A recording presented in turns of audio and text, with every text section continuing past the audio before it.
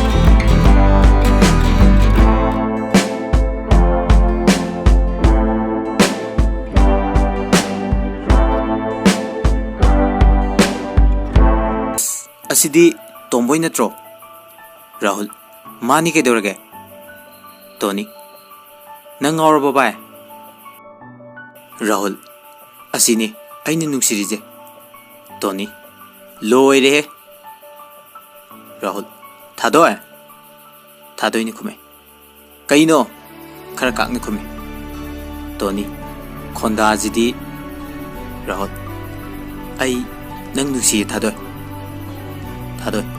Sigero Rahul ado phone number Thadoi Noi napa degi lawruso Rahul please Thadoi Sounding dena cycle degi kumtharaga Rahul bo khongpak na kawki Rahul khongpham chahu dabadagi khongwanda taki Tony di Thadoi gi matawduda maya karage yenglami Thadoi adune phone number Tony Hemandro Thadoi Hatu uro Tony yare chalo Thadoi sauna chatki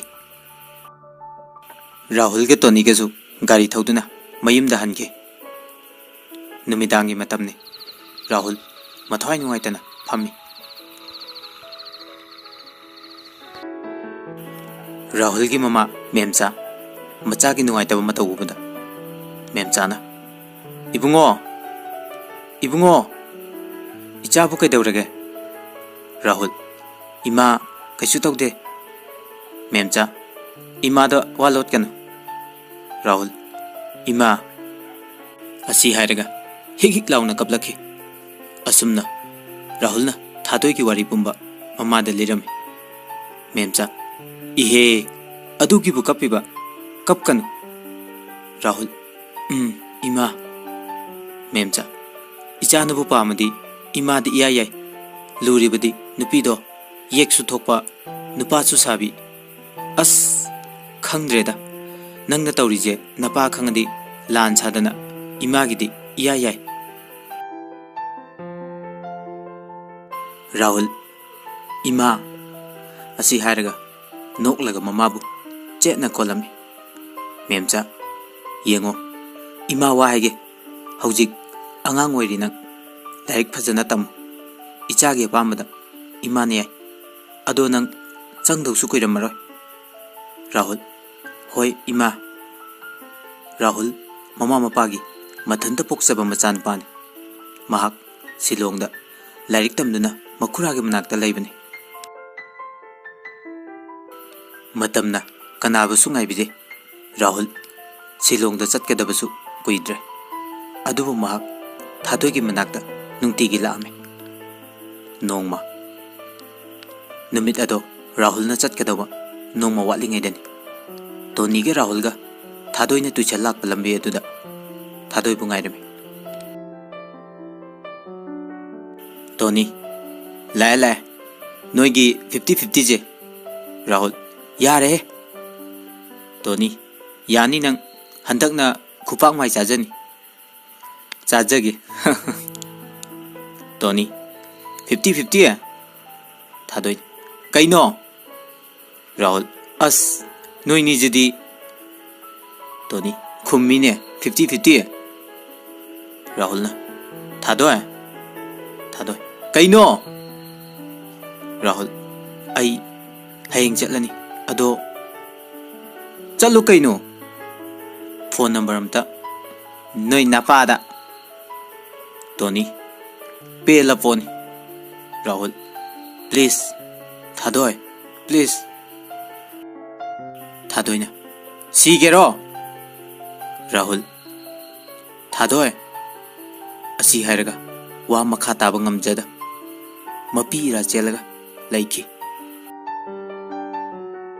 ꯊꯥꯗꯣꯏꯁꯨ ꯍꯟꯅ ꯌꯦꯡꯉꯝꯗꯅ tuition ꯆꯠꯈꯤ꯫ ꯇꯣꯅꯤꯅ ꯔꯥꯍꯨꯜꯕꯨ ꯊꯦꯝꯖꯤꯟꯕꯤꯗꯨꯅ ꯃꯌꯨꯝꯗ ꯍꯜꯂꯛꯈꯤ꯫ ꯑꯁꯨꯝꯅ ꯔꯥꯍꯨꯜꯁꯨ ꯃꯊ꯭ꯋꯥꯏ ꯅꯨꯡꯉꯥꯏꯇꯅ ꯁꯤꯂꯣꯡꯗ ꯂꯥꯏꯔꯤꯛ ꯇꯝꯕ ꯑꯗꯨꯝ ꯆꯪꯈꯤ꯫ ꯊꯥꯗꯣꯏꯁꯨ ꯔꯥꯍꯨꯜ ꯊꯦꯡꯅꯗꯕꯗꯒꯤ ꯅꯨꯡꯉꯥꯏꯅ ꯇꯨꯏꯁꯟ ꯆꯠꯈꯤ꯫ ꯃꯇꯝꯒꯤ ꯈꯣꯡꯂꯩ ꯀꯅꯥꯅ ꯊꯤꯡꯕ ꯉꯝꯒꯅꯤ? ꯔꯥꯍꯨꯜꯁꯨ 12 ꯑꯦꯛꯖꯥꯝ ꯊꯥꯅꯕꯒꯤꯗꯃꯛ ꯂꯥꯏꯔꯤꯛꯇ ꯊꯋꯥꯏ ꯂꯨꯞꯈꯤ꯫ ꯊꯥꯗꯣꯏꯁꯨ ꯇꯨꯏꯁꯟ ꯂꯣꯏꯗꯨꯅ ꯀ꯭ꯂꯥꯁ 9ꯒꯤ ꯑꯦꯛꯖꯥꯝ ꯊꯥꯈ꯭ꯔꯦ꯫ ꯁꯣꯝꯗꯅ ꯀꯝꯗꯧꯔꯤ? ꯔꯥꯍꯨꯜꯅ ꯁꯤꯂꯣꯡꯗ ꯂꯩꯔꯤꯉꯩꯗ ꯇ꯭ꯔꯥꯏꯕ ꯅꯨꯄꯤ ꯑꯃꯅ ꯔꯥꯍꯨꯜꯕꯨ ꯄꯥꯝꯖꯈꯤ, ꯅꯨꯡꯁꯤꯈꯤ꯫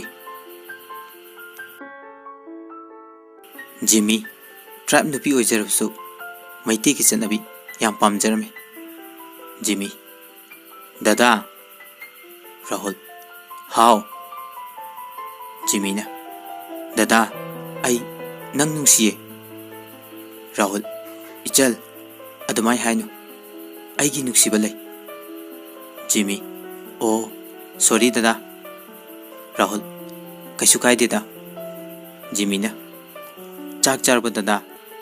ꯆꯥꯔꯦ, ꯅꯪꯗꯤ? ꯆꯥꯗ꯭ꯔꯤ꯫ ꯊꯦꯡꯉꯦ꯫ ꯖꯤꯃꯤꯅ ꯈꯨꯝꯃꯤ: ꯖꯤꯃꯤꯅ ꯔꯥꯍꯨꯜꯕꯨ ꯅꯨꯡꯁꯤꯔꯁꯨ ꯔꯥꯍꯨꯜꯅ ꯊꯥꯗꯣꯏꯕꯨ ꯅꯨꯡꯁꯤꯕꯅꯤꯅ ꯖꯤꯃꯤꯕꯨ ꯆꯝꯅ ꯈꯜꯂꯝꯃꯤ꯫ ꯑꯁꯨꯝ ꯂꯩꯔꯛꯄꯅ ꯔꯥꯍꯨꯜ 12 ꯑꯦꯛꯖꯥꯝ ꯂꯣꯏꯔꯗꯨꯅ ꯃꯌꯨꯝꯗ ꯊꯣꯛꯂꯛꯈꯤ꯫ ꯔꯥꯍꯨꯜꯅ ꯊꯣꯛꯂꯛꯄꯒ ꯊꯥꯗꯣꯏꯒꯤ ꯂꯩꯀꯥꯏꯗ ꯅꯨꯃꯤꯠ ꯈꯨꯗꯤꯡꯒꯤ ꯂꯥꯛꯑꯝꯃꯤ꯫ ꯑꯗꯨꯕꯨ ꯊꯥꯗꯣꯏꯗꯤ ꯎꯈꯤꯗ꯭ꯔꯦ꯫ ꯔꯥꯍꯨꯜ ꯃꯤꯄꯥꯏꯕ ꯑꯋꯥꯕꯅ ꯈꯝ ꯊꯦꯡꯉꯝꯃꯤ꯫ ꯍꯥꯏꯅꯕ ꯂꯩ, ꯊꯃꯣꯏꯒꯤ ꯑꯁꯦꯡꯕ ꯅꯨꯡꯁꯤꯕ ꯍꯥꯏꯕꯁꯤ ꯎꯗ꯭ꯔꯒꯅ ꯍꯦꯜꯂꯤ ꯅꯨꯡꯁꯤꯕ꯫ ꯊꯥꯗꯣꯏꯁꯨ ꯀ꯭ꯂꯥꯁ 10 ꯀꯥꯕꯗꯒꯤ ꯕꯣꯔꯗꯤꯡꯗ ꯂꯩꯈꯤꯕꯅ ꯔꯥꯍꯨꯜꯒ ꯊꯦꯡꯅꯈꯤꯗꯕꯅꯤ꯫ ꯑꯁꯨꯝ ꯂꯩꯔꯛꯄꯅ ꯊꯥꯗꯣꯏꯁꯨ ꯀ꯭ꯂꯥꯁ 10 ꯑꯦꯛꯖꯥꯝ ꯂꯣꯏꯔꯗꯨꯅ ꯃꯌꯨꯝꯗ ꯂꯩꯔꯦ꯫ ꯅꯣꯡꯃ ꯔꯥꯍꯨꯜꯒ ꯊꯥꯗꯣꯏꯒ ꯊꯦꯡꯅꯈꯤ꯫ ꯊꯥꯗꯣꯏꯅ ꯁꯥꯏꯀꯜ ꯍꯝꯕꯔ ꯑꯃ ꯊꯧꯗꯨꯅ ꯂꯥꯛꯄꯗꯣ ꯇꯣꯅꯤꯒ ꯔꯥꯍꯨꯜꯒꯅ ꯎꯔꯝꯃꯤ꯫ ꯇꯣꯅꯤ: ꯑꯁ ꯂꯣꯏꯔꯦꯗꯅ꯫ ꯔꯥꯍꯨꯜ: ꯀꯩꯗꯧꯔꯒꯦ? ꯇꯣꯅꯤ: ꯑꯁꯤꯗꯕꯨ ꯅꯪꯅ ꯉꯥꯎꯔꯤꯕ? ꯔꯥꯍꯨꯜ: ꯇꯣꯅꯤꯅ ꯀꯧꯋꯦ: ꯊꯥꯗꯣꯏ, 50-50? ꯊꯥꯗꯣꯏ: ꯑꯣꯏ, ꯀꯩꯅꯣ? ꯇꯣꯅꯤꯅ: ꯀꯥꯏ ꯆꯠꯇꯣꯏꯅꯣ? ꯗꯨꯀꯥꯟ ꯆꯠꯂꯨꯕꯅꯤ꯫ ꯔꯥꯍꯨꯜꯅ ꯑꯃꯨꯛ: ꯊꯥꯗꯣꯏ? ꯊꯥꯗꯣꯏꯅ ꯈꯨꯝꯃꯦ: ꯅꯄꯥꯔꯥ? Tony Khonda jidi Thadoi Yabra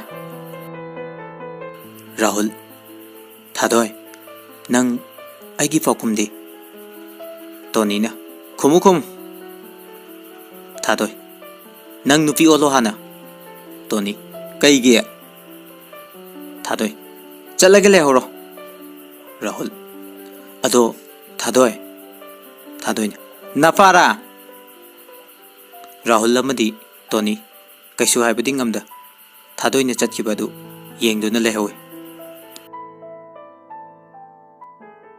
Rahul na Thadoi bu nuksijarasu Thadoi ki thamoidi ahongba mata udabane Rahul aduki matik warami asumna sum lairakpana Rahul gi imungna Thadoi bu masak khanglami Rahul gi mamanadi Thadoi bu pamjarami adubu Rahul gi mapa ibo sobana Thadoi bu nuksijarasu yek oibanina pamamde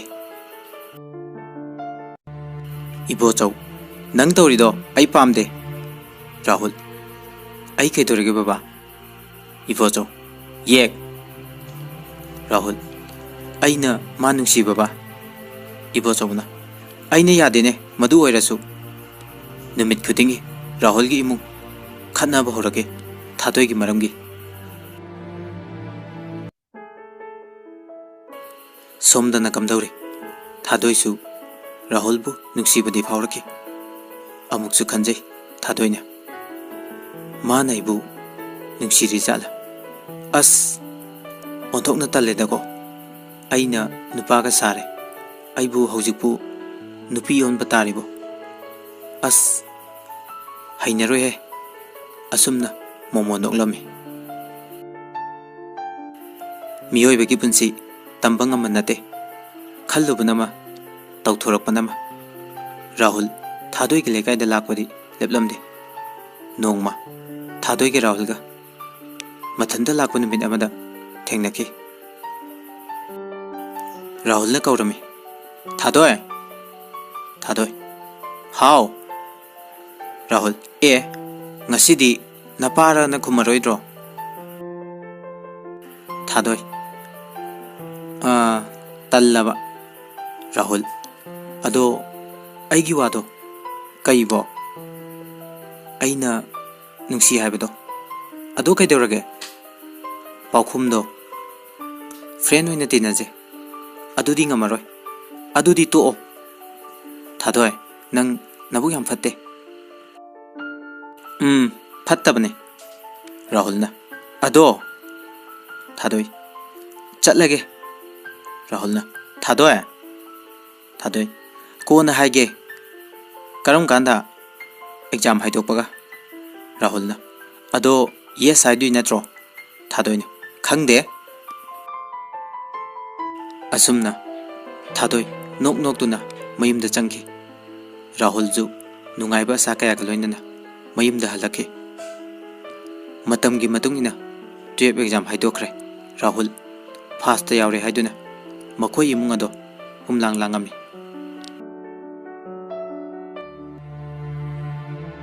harau bagi marumda awaba lai habasi mfum kuding na khangi Rahul ima memchana khume how Thadoi da heng haidurge hoi ibo chawa yaroi chatpa Rahul baba ibo chawna wa makha yam tanu Rahul aidi chatkani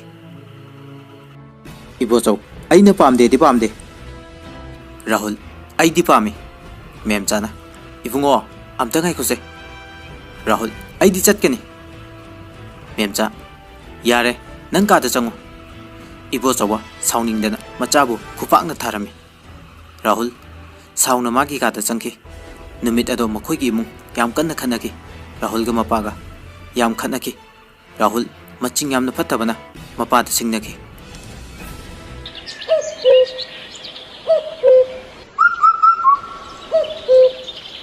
no ngale Rahul saudun silong da chatki yek na maram moiraga magi nusiba aremba taki yek laitraba jati na daba tribe na pijimi Rahul na chenki asauba heman batagi mapa da singnaduna ꯄꯥꯎ ꯑꯗꯨ ꯇꯥꯕꯗ ꯏꯕꯣꯆꯧꯕ ꯌꯥꯝ ꯁꯥꯎꯈꯤ, ꯃꯆꯥꯕꯨ ꯏꯟꯊꯣꯛꯈꯤ ꯑꯁꯥꯎꯕ ꯍꯦꯃꯟꯕꯗꯒꯤ꯫ ꯔꯥꯍꯨꯜ ꯃꯃꯥ ꯃꯄꯥꯅ ꯏꯟꯊꯣꯛꯄꯗꯒꯤ ꯁꯤꯂꯣꯡꯗ ꯃꯥꯒꯤ ꯀꯀꯥꯒꯤ ꯃꯅꯥꯛꯇ ꯂꯩꯈꯤ꯫ ꯔꯥꯍꯨꯜꯒꯤ ꯃꯣꯃꯣꯟ ꯃꯤꯅꯣꯛ ꯑꯃꯨꯛ ꯍꯟꯅ ꯎꯈꯤꯗ꯭ꯔꯦ, ꯃꯍꯥꯛꯀꯤ ꯅꯨꯡꯁꯤꯕꯁꯨ ꯀꯥꯏꯅꯈ꯭ꯔꯦ꯫ ꯑꯁꯣꯝꯗꯅ ꯀꯝꯗꯧꯔꯤ? ꯊꯥꯗꯣꯏ ꯑꯦꯛꯖꯥꯝ ꯍꯥꯏꯗꯣꯛꯂꯦ, ꯍꯔꯥꯎꯕ ꯅꯨꯡꯉꯥꯏꯕꯅ ꯂꯣꯏꯔꯦ꯫ ꯉꯁꯤꯗꯤ ꯔꯥꯍꯨꯜꯒꯤ ꯄꯥꯎꯈꯨꯝ ꯄꯤꯒꯦ ꯍꯥꯏꯅ ꯅꯨꯡꯉꯥꯏꯅ ꯂꯩꯈꯤ꯫ ꯅꯨꯃꯤꯗꯥꯡ ꯋꯥꯏꯔꯝ ꯊꯥꯗꯣꯏ ꯍꯥꯄꯦꯟ ꯑꯃ ꯁꯦꯠꯂꯒ ꯍꯣꯇꯦꯜꯗ ꯂꯥꯛꯑꯝꯃꯤ꯫ ꯇꯥꯟꯖꯥ ꯑꯗꯨꯗ ꯇꯣꯅꯤꯁꯨ ꯊꯥꯗꯣꯏ ꯍꯣꯏꯒꯤ ꯁꯣꯔꯣꯛ ꯐꯥꯎꯔꯒ ꯊꯕꯛ ꯑꯃ ꯆꯠꯂꯨꯕꯗꯒꯤ ꯍꯜꯂꯛꯑꯝꯃꯤ꯫ ꯊꯥꯗꯣꯏꯅ ꯇꯣꯅꯤꯕꯨ ꯎꯕꯗ ꯍꯔꯥꯎꯅ ꯀꯧꯔꯛꯏ, "ꯗꯥ ꯇꯣꯅꯤ!" "ꯑꯦ ꯊꯥꯗꯣꯏ, ꯀꯥꯏ ꯆꯠꯂꯨꯏꯅꯣ?" "ꯊꯕꯛ ꯑꯃ ꯆꯠꯂꯨꯕꯅꯤ." ꯊꯥꯗꯣꯏꯅ, "ꯑꯗꯣ ꯑꯃꯗꯨꯗꯤ?" "ꯑꯃꯗꯣ ꯔꯥꯍꯨꯜꯂꯣ?" ꯇꯣꯅꯤ, "ꯊꯥꯗꯣꯏ." ꯊꯥꯗꯣꯏꯅ, "ꯀꯩꯗꯧꯔꯒꯦ?" ꯅꯣꯛꯐꯦꯠꯇꯧꯅ ꯍꯥꯏꯔꯛꯑꯦ꯫ ꯇꯣꯅꯤꯅ ꯃꯈꯥ ꯇꯥꯔꯛꯏ, ꯃꯥ ꯍꯥꯏꯔꯒ ꯔꯥꯍꯨꯜꯒꯤ ꯋꯥꯔꯤ ꯄꯨꯝꯕ ꯂꯤꯔꯝꯃꯤ꯫ ꯊꯥꯗꯣꯏ ꯋꯥ ꯑꯃꯇ ꯉꯥꯡꯗꯅ ꯀꯞꯄ ꯆꯦꯟꯈꯤ꯫ ꯇꯣꯅꯤꯁꯨ ꯊꯋꯥꯏ ꯅꯨꯡꯉꯥꯏꯇꯅ ꯃꯌꯨꯝꯗ ꯍꯟꯈꯤ꯫ ꯇꯣꯝꯕꯣꯏ ꯑꯣꯏꯔꯁꯨ ꯅꯨꯄꯤ ꯑꯣꯏꯕꯅꯤꯅ ꯅꯨꯡꯁꯤꯕ ꯃꯁꯛ ꯈꯪꯈꯤ꯫ ꯅꯨꯡꯁꯤꯅꯗ꯭ꯔꯤꯉꯩ ꯀꯥꯏꯅꯕꯅ ꯍꯥꯟꯈꯤ꯫ ꯊꯥꯗꯣꯏꯒꯤ ꯅꯨꯡꯁꯤꯕ ꯑꯁꯨꯝꯅ ꯆꯍꯤ 2 ꯍꯧꯈ꯭ꯔꯦ꯫ ꯃꯃꯥ ꯃꯄꯥꯅ ꯃꯆꯥꯕꯨ ꯀꯌꯥꯝ ꯀꯨꯏꯅ ꯏꯟꯊꯣꯛꯄ ꯉꯝꯒꯅꯤ? ꯔꯥꯍꯨꯜ ꯑꯃꯗꯤ ꯖꯤꯃꯤꯕꯨ ꯂꯧꯈꯠꯄꯤꯈꯤ꯫ ꯃꯇꯝꯒꯤ ꯃꯇꯨꯡ ꯏꯟꯅ ꯔꯥꯍꯨꯜ ꯃꯆꯥꯅꯨꯄꯤ ꯑꯃ ꯐꯪꯖꯈꯤ꯫ ꯃꯦꯝꯆꯥ, ꯏꯕꯣꯆꯧ ꯃꯁꯨ ꯅꯨꯄꯤꯒꯤ ꯑꯁꯥꯗ ꯅꯨꯡꯉꯥꯏꯅ ꯂꯩꯈꯤ꯫ ꯑꯗꯨꯕꯨ ꯔꯥꯍꯨꯜꯒꯤ ꯊꯃꯣꯏꯗꯗꯤ ꯊꯥꯗꯣꯏꯕꯨ ꯀꯥꯎꯕꯗꯤ ꯉꯝꯈꯤꯗꯦ꯫ ꯊꯥꯗꯣꯏꯒꯤ ꯏꯉꯥꯎ ꯉꯥꯎꯖꯕ ꯆꯝꯖꯕ ꯃꯇꯧꯗꯨ ꯃꯦꯝꯆꯥꯅ ꯃꯆꯥꯒꯤ ꯑꯋꯥꯕ ꯈꯪꯕꯅꯤꯅ ꯃꯁꯨ ꯅꯨꯄꯤꯕꯨ ꯊꯥꯗꯣꯏ ꯍꯥꯏꯅ ꯅꯨꯡꯁꯤꯅ ꯀꯧꯕꯤꯔꯝꯃꯤ꯫ ꯃꯦꯝꯆꯥ, "ꯏꯕꯨꯡꯉꯣ!" ꯔꯥꯍꯨꯜ, "ꯏꯃꯥ." ꯃꯦꯝꯆꯥ, "ꯀꯩꯝ ꯈꯜꯂꯨꯅꯨ." ꯔꯥꯍꯨꯜ, "ꯈꯟꯗꯦꯗ." ꯃꯦꯝꯆꯥꯅ, "ꯂꯥꯏꯕꯛꯀꯤꯅꯤ ꯈꯟꯗꯣꯛꯎ." ꯔꯥꯍꯨꯜꯅ ꯈꯨꯝꯂꯝꯃꯤ, ꯏꯃꯥ." ꯅꯣꯡꯃꯒꯤ ꯅꯨꯃꯤꯠꯅꯤ꯫ ꯊꯥꯗꯣꯏꯁꯨ 12 ꯑꯦꯛꯖꯥꯝ ꯂꯣꯏꯔꯗꯨꯅ ꯑꯍꯥꯟꯕ ꯀꯣꯂꯦꯖ ꯀꯥꯕ ꯅꯨꯃꯤꯠꯅꯤ꯫ ꯉꯁꯤꯗꯤ ꯊꯥꯗꯣꯏꯒꯤ ꯄꯨꯟꯁꯤ ꯂꯣꯏꯅ ꯍꯣꯡꯂꯦ꯫ ꯐꯅꯦꯛ ꯁꯦꯠꯂꯦ, ꯃꯁꯝ ꯁꯥꯡꯉꯦ, ꯌꯦꯡꯕꯗ ꯅꯨꯄꯤ ꯑꯃꯅ ꯃꯉꯣꯟꯗꯒꯤ ꯇꯥꯔꯔꯣꯏ꯫ ꯐꯖꯅ ꯀꯦꯗꯨꯅ ꯀꯣꯂꯦꯖ ꯆꯠꯂꯝꯃꯤ꯫ ꯅꯨꯃꯤꯠ ꯑꯗꯣ ꯊꯥꯗꯣꯏ ꯑꯣꯇꯣꯗ ꯆꯠꯂꯝꯃꯤ꯫ ꯑꯣꯇꯣꯗꯨꯗ ꯅꯨꯄꯤ ꯑꯃꯁꯨ ꯃꯆꯥ ꯄꯝꯗꯨꯅ ꯐꯝꯂꯝꯃꯤ꯫ ꯊꯥꯗꯣꯏꯒꯤ ꯅꯥꯀꯟꯗ ꯑꯉꯥꯡ ꯑꯗꯨ ꯀꯞꯄꯅ ꯂꯣꯏꯔꯦ꯫ ꯅꯨꯄꯤ ꯑꯗꯨꯅ ꯊꯦꯝꯕ ꯌꯥꯗ꯭ꯔꯦ꯫ ꯃꯇꯝ ꯑꯗꯨꯗ ꯑꯣꯇꯣꯒꯤ ꯃꯅꯤꯡꯗꯒꯤ ꯅꯨꯄꯥꯒꯤ ꯈꯣꯟꯖꯦꯜꯗ, "ꯊꯥꯗꯣꯏ, ꯀꯞꯀꯅꯨ, ꯏꯆꯥꯗꯤ ꯃꯔꯝ ꯃꯣꯛꯄꯅꯤ." ꯑꯁꯨꯝꯅ ꯍꯥꯏꯔꯝꯃꯤ꯫ ꯊꯥꯗꯣꯏ ꯀꯅꯥꯅꯣ ꯍꯥꯏꯅ ꯃꯥꯁꯨ ꯌꯦꯡꯊꯣꯛꯂꯨꯏ꯫ ꯊꯥꯗꯣꯏ, "ꯗꯥ ꯔꯥꯍꯨꯜ." ꯈꯪꯍꯧꯗꯅ ꯍꯥꯏꯗꯣꯛꯈꯤ꯫ ꯔꯥꯍꯨꯜ, "ꯑꯦ ꯊꯥꯗꯣꯏ, ꯀꯥꯏ ꯆꯠꯂꯨꯏꯅꯣ?" ꯔꯥꯍꯨꯜ, "ꯗꯣꯛꯇꯔꯗ ꯆꯠꯄꯅꯦ." ꯊꯥꯗꯣꯏꯅ, "ꯑꯣ, ꯀꯅꯥ ꯉꯝꯗꯕ ꯌꯥꯎꯒꯦ?" ꯔꯥꯍꯨꯜ, "ꯕꯕꯥ." ꯖꯤꯃꯤ, "ꯗꯗꯥ, ꯑꯉꯥꯡꯁꯦ." ꯔꯥꯍꯨꯜ, ꯄꯤꯔꯛꯑꯣ." ꯖꯤꯃꯤꯅ ꯁꯦ ꯍꯥꯏꯔꯒ ꯄꯤꯔꯛꯈꯤ꯫ ꯔꯥꯍꯨꯜ, "ꯃꯆꯥꯊꯣꯏ, ꯕꯕꯥꯗ ꯂꯥꯛꯑꯣ." ꯖꯤꯃꯤꯅ, "ꯊꯥꯗꯣꯏ ꯍꯥꯏꯁꯦ ꯁꯣꯝꯂꯣ?" "ꯃꯥꯅꯦ ꯏꯅꯝꯃ." "ꯑꯣ, ꯀꯣꯂꯦꯖ ꯆꯠꯂꯨꯏꯔꯣ?" ꯊꯥꯗꯣꯏ, ꯏꯅꯝꯃ." ꯔꯥꯍꯨꯜ, "ꯖꯤꯃꯤ, ꯑꯉꯥꯡꯁꯦ ꯀꯞꯄꯦ." ꯖꯤꯃꯤ, "ꯁꯦ ꯑꯆꯥꯄꯣꯠꯁꯦ ꯄꯥꯏꯍꯜꯂꯣ." ꯔꯥꯍꯨꯜ, "ꯍꯣꯏ." ꯊꯥꯗꯣꯏꯅ, "ꯏꯅꯝꯃ, ꯑꯩ ꯀꯣꯂꯦꯖ ꯌꯧꯔꯦ, ꯂꯩꯍꯧꯔꯒꯦ." ꯖꯤꯃꯤ, "ꯍꯣꯏ." ꯊꯥꯗꯣꯏꯅ, "ꯗꯥ ꯔꯥꯍꯨꯜ, ꯂꯩꯍꯧꯔꯦ." ꯃꯦꯡꯂꯕ ꯈꯣꯟꯖꯦꯜꯗ ꯋꯥꯔꯧꯕ ꯃꯤꯠꯌꯦꯡꯒ ꯂꯣꯏꯅꯅ ꯇꯞꯅ ꯀꯧꯖꯔꯝꯃꯤ꯫ ꯔꯥꯍꯨꯜ, "ꯍꯣꯏ." ꯊꯥꯗꯣꯏ ꯀꯣꯂꯦꯖ ꯇꯝꯅ ꯊꯥꯡꯉꯝꯗ꯭ꯔꯕ ꯈꯣꯡꯊꯥꯡꯒ ꯂꯣꯏꯅꯅ ꯇꯞꯅ ꯆꯠꯈꯤ꯫ ꯔꯥꯍꯨꯜꯁꯨ ꯅꯨꯡꯁꯤꯕꯤ ꯃꯥꯒꯤ ꯃꯥꯏꯀꯩꯗꯕꯨ ꯌꯦꯡꯗꯨꯅ ꯋꯥꯍꯩ ꯑꯃꯠꯇꯗꯤ ꯍꯥꯏꯕ ꯉꯝꯗꯅ ꯂꯩꯍꯧꯈꯤ꯫ ꯊꯥꯗꯣꯏ ꯃꯄꯥꯜ ꯊꯣꯡꯒꯤ ꯁꯛꯇꯝꯗꯤ ꯅꯨꯄꯤ ꯑꯣꯏꯖꯔꯁꯨ ꯊꯃꯣꯏꯗꯗꯤ ꯉꯁꯤꯁꯨ ꯇꯣꯝꯕꯣꯏꯒꯤ ꯊꯃꯣꯏ ꯑꯣꯏꯗꯨꯅ ꯑꯗꯨꯃꯛ ꯂꯩꯍꯧꯔꯤ꯫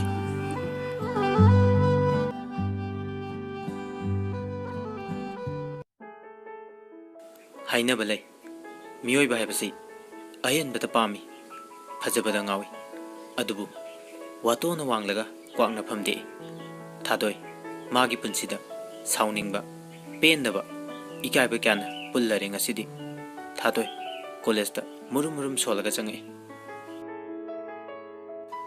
ꯊꯥꯗꯣꯏ ꯌꯥꯝ ꯄꯛꯇꯤꯌꯦ ꯅꯨꯄꯥꯅꯤꯅ ꯅꯨꯄꯤꯅꯤ ꯀꯥꯏꯅ ꯇꯤꯟ ꯀꯥꯡ ꯍꯦꯛ ꯃꯥꯜꯂꯅ ꯑꯁ ꯌꯥꯝ ꯍꯩꯅꯔꯣꯏꯗ ꯗꯥꯎꯒ ꯑꯝꯇ ꯌꯥꯗꯧ ꯃꯥꯟꯗꯦ ꯑꯍꯥꯟꯕ ꯅꯨꯃꯤꯠꯁꯤꯗ ꯑꯁꯨꯝꯅ ꯕꯤꯠ ꯌꯥꯝ ꯌꯥꯎꯗꯅ ꯀꯣꯂꯦꯖꯇ ꯆꯪꯉꯛꯏ ꯕꯦꯜ ꯇꯥꯔꯗꯨꯅ ꯊꯥꯗꯣꯏꯁꯨ ꯀ꯭ꯂꯥꯁ ꯆꯪꯉꯛꯏ ꯅꯥꯎꯕ ꯋꯥꯎ ꯐꯖꯩꯍꯦ ꯁꯤꯗꯤ ꯊꯥꯗꯣꯏ ꯑꯣꯏ ꯅꯪ ꯉꯥꯡꯉꯤꯗꯣ ꯀꯅꯥꯗꯅꯣ ꯅꯥꯎꯕ ꯕꯦꯕꯤ ꯀꯔꯤ ꯂꯝꯒꯤ ꯂꯩꯔꯥꯡꯅꯣ ꯊꯥꯗꯣꯏ ꯅꯣꯏ ꯅꯄꯥꯒꯤ ꯅꯥꯎꯕ ꯑꯦ ꯈꯨꯀꯥꯛꯇꯣ ꯊꯥꯗꯣꯏꯅꯦ ꯐꯔꯕ ꯑꯗꯨꯗꯤ ꯅꯥꯎꯕ ꯀꯔꯤ ꯅꯨꯄꯤꯅꯣꯅꯦ ꯁꯤꯕꯣ ꯊꯥꯗꯣꯏ ꯅꯣꯏ ꯅꯄꯥꯒꯤ ꯅꯨꯄꯤ ꯈꯪꯕ ꯅꯄꯥꯒꯤ ꯅꯨꯄꯤ ꯅꯥꯎꯕ ꯍꯣ ꯏꯃꯥꯒꯤ ꯃꯃꯧ ꯑꯣꯏꯍꯟꯒꯦ ꯊꯥꯗꯣꯏ ꯉꯁꯥꯏꯗꯒꯤ ꯁꯥꯎꯅꯤꯡꯅ ꯂꯩꯕꯗꯒꯤ ꯇꯥꯏꯅꯐꯝ ꯈꯪꯗꯕꯗꯒꯤ ꯅꯥꯎꯕꯗ ꯀꯤꯟꯅ ꯊꯤꯟꯖꯤꯟꯈꯤ ꯐꯔꯕ ꯑꯗꯨꯗꯤ ꯅꯥꯎꯕ ꯑꯦ ꯀꯩ ꯅꯨꯄꯤꯅꯣꯅꯦ ꯁꯤꯕꯣ ꯃꯀꯣꯛꯁꯤ ꯆꯥꯛ ꯆꯥꯂꯣ ꯃꯌꯥꯝ ꯃꯃꯥꯡꯗ ꯏꯀꯥꯏ ꯅꯨꯡꯁꯤ ꯌꯥꯅꯈꯤ ꯅꯥꯎꯕ ꯊꯥꯗꯣꯏ ꯁꯥꯎꯅ ꯃꯥꯒꯤ ꯐꯝꯐꯝꯗ ꯐꯝꯈꯤ ꯑꯁꯨꯝꯅ ꯀ꯭ꯂꯥꯁ ꯍꯧꯈ꯭ꯔꯦ ꯄꯨꯡꯈꯥꯏ ꯑꯃꯒꯤ ꯃꯇꯨꯡꯗ ꯀ꯭ꯂꯥꯁ ꯂꯣꯏꯔꯦ ꯊꯥꯗꯣꯏ ꯕꯦꯔꯦꯟꯗꯥꯗ ꯁꯨꯝ ꯂꯦꯞꯄꯒ ꯂꯩ ꯀꯣꯂꯦꯖ ꯑꯍꯥꯟꯕꯒ ꯑꯣꯏꯕꯅꯤꯅ ꯃꯃꯥꯟꯅꯕꯤ ꯀꯅꯥꯝꯇ ꯇꯤꯟꯅꯗ꯭ꯔꯦ ꯇꯟꯖꯥꯗꯨꯗ ꯅꯨꯄꯤ ꯑꯃ ꯆꯪꯂꯛꯇꯨꯅ ꯃꯥꯒꯤ ꯃꯅꯥꯛꯇ ꯂꯦꯞꯈꯤ ꯅꯤꯔꯨ ꯍꯥꯏ ꯑꯩ ꯅꯤꯔꯨ ꯇꯤꯟꯅꯖꯦ ꯊꯥꯗꯣꯏ ꯑꯦ ꯍꯣꯏ ꯊꯥꯗꯣꯏ ꯏꯪꯉꯛꯏ ꯅꯤꯔꯨꯅ ꯃꯤꯡꯗꯤ ꯊꯥꯗꯣꯏ ꯅꯤꯔꯨꯅ ꯈꯨꯝꯃꯛꯑꯦ ꯅꯥꯏꯁ ꯅꯦꯝ ꯊꯥꯗꯣꯏ ꯁꯦꯝ ꯇꯨ ꯌꯨ ꯅꯤꯔꯨ ꯁꯛ ꯌꯥꯝ ꯐꯖꯩ ꯊꯥꯗꯣꯏꯅ ꯅꯪꯁꯨ ꯐꯖꯩ ꯅꯤꯔꯨ ꯀ꯭ꯂꯥꯁ ꯆꯪꯉꯁꯦ ꯑꯁꯨꯝꯅ ꯊꯥꯗꯣꯏ ꯑꯃꯗꯤ ꯅꯤꯔꯨ ꯀ꯭ꯂꯥꯁ ꯆꯪꯈꯤ ꯊꯥꯗꯣꯏꯅ ꯑꯁꯨꯛ ꯀꯨꯏꯕ ꯅꯨꯄꯥ ꯁꯥꯔꯛꯄ ꯅꯨꯄꯤ ꯑꯃꯇ ꯀꯣꯏꯔꯛꯇꯦ ꯑꯗꯨꯕꯨ ꯃꯥꯅ ꯅꯨꯄꯤ ꯑꯣꯜꯂꯛꯂꯕ ꯃꯇꯝꯗ ꯅꯤꯔꯨꯕꯨ ꯍꯦꯛ ꯎꯔꯨꯕꯗꯒꯤ ꯃꯥꯕꯨ ꯅꯨꯡꯁꯤꯕ ꯄꯥꯝꯕ ꯐꯥꯎꯔꯛꯈꯤ ꯃꯊꯪꯒꯤ ꯅꯨꯃꯤꯠꯅꯤ ꯊꯥꯗꯣꯏ ꯃꯤꯡꯁꯦꯜ ꯃꯃꯥꯡꯗ ꯐꯝꯗꯨꯅ ꯃꯣꯃꯣꯟ ꯅꯣꯛꯇꯨꯅ ꯋꯥꯈꯜ ꯃꯣꯟ ꯈꯜꯂꯝꯃꯤ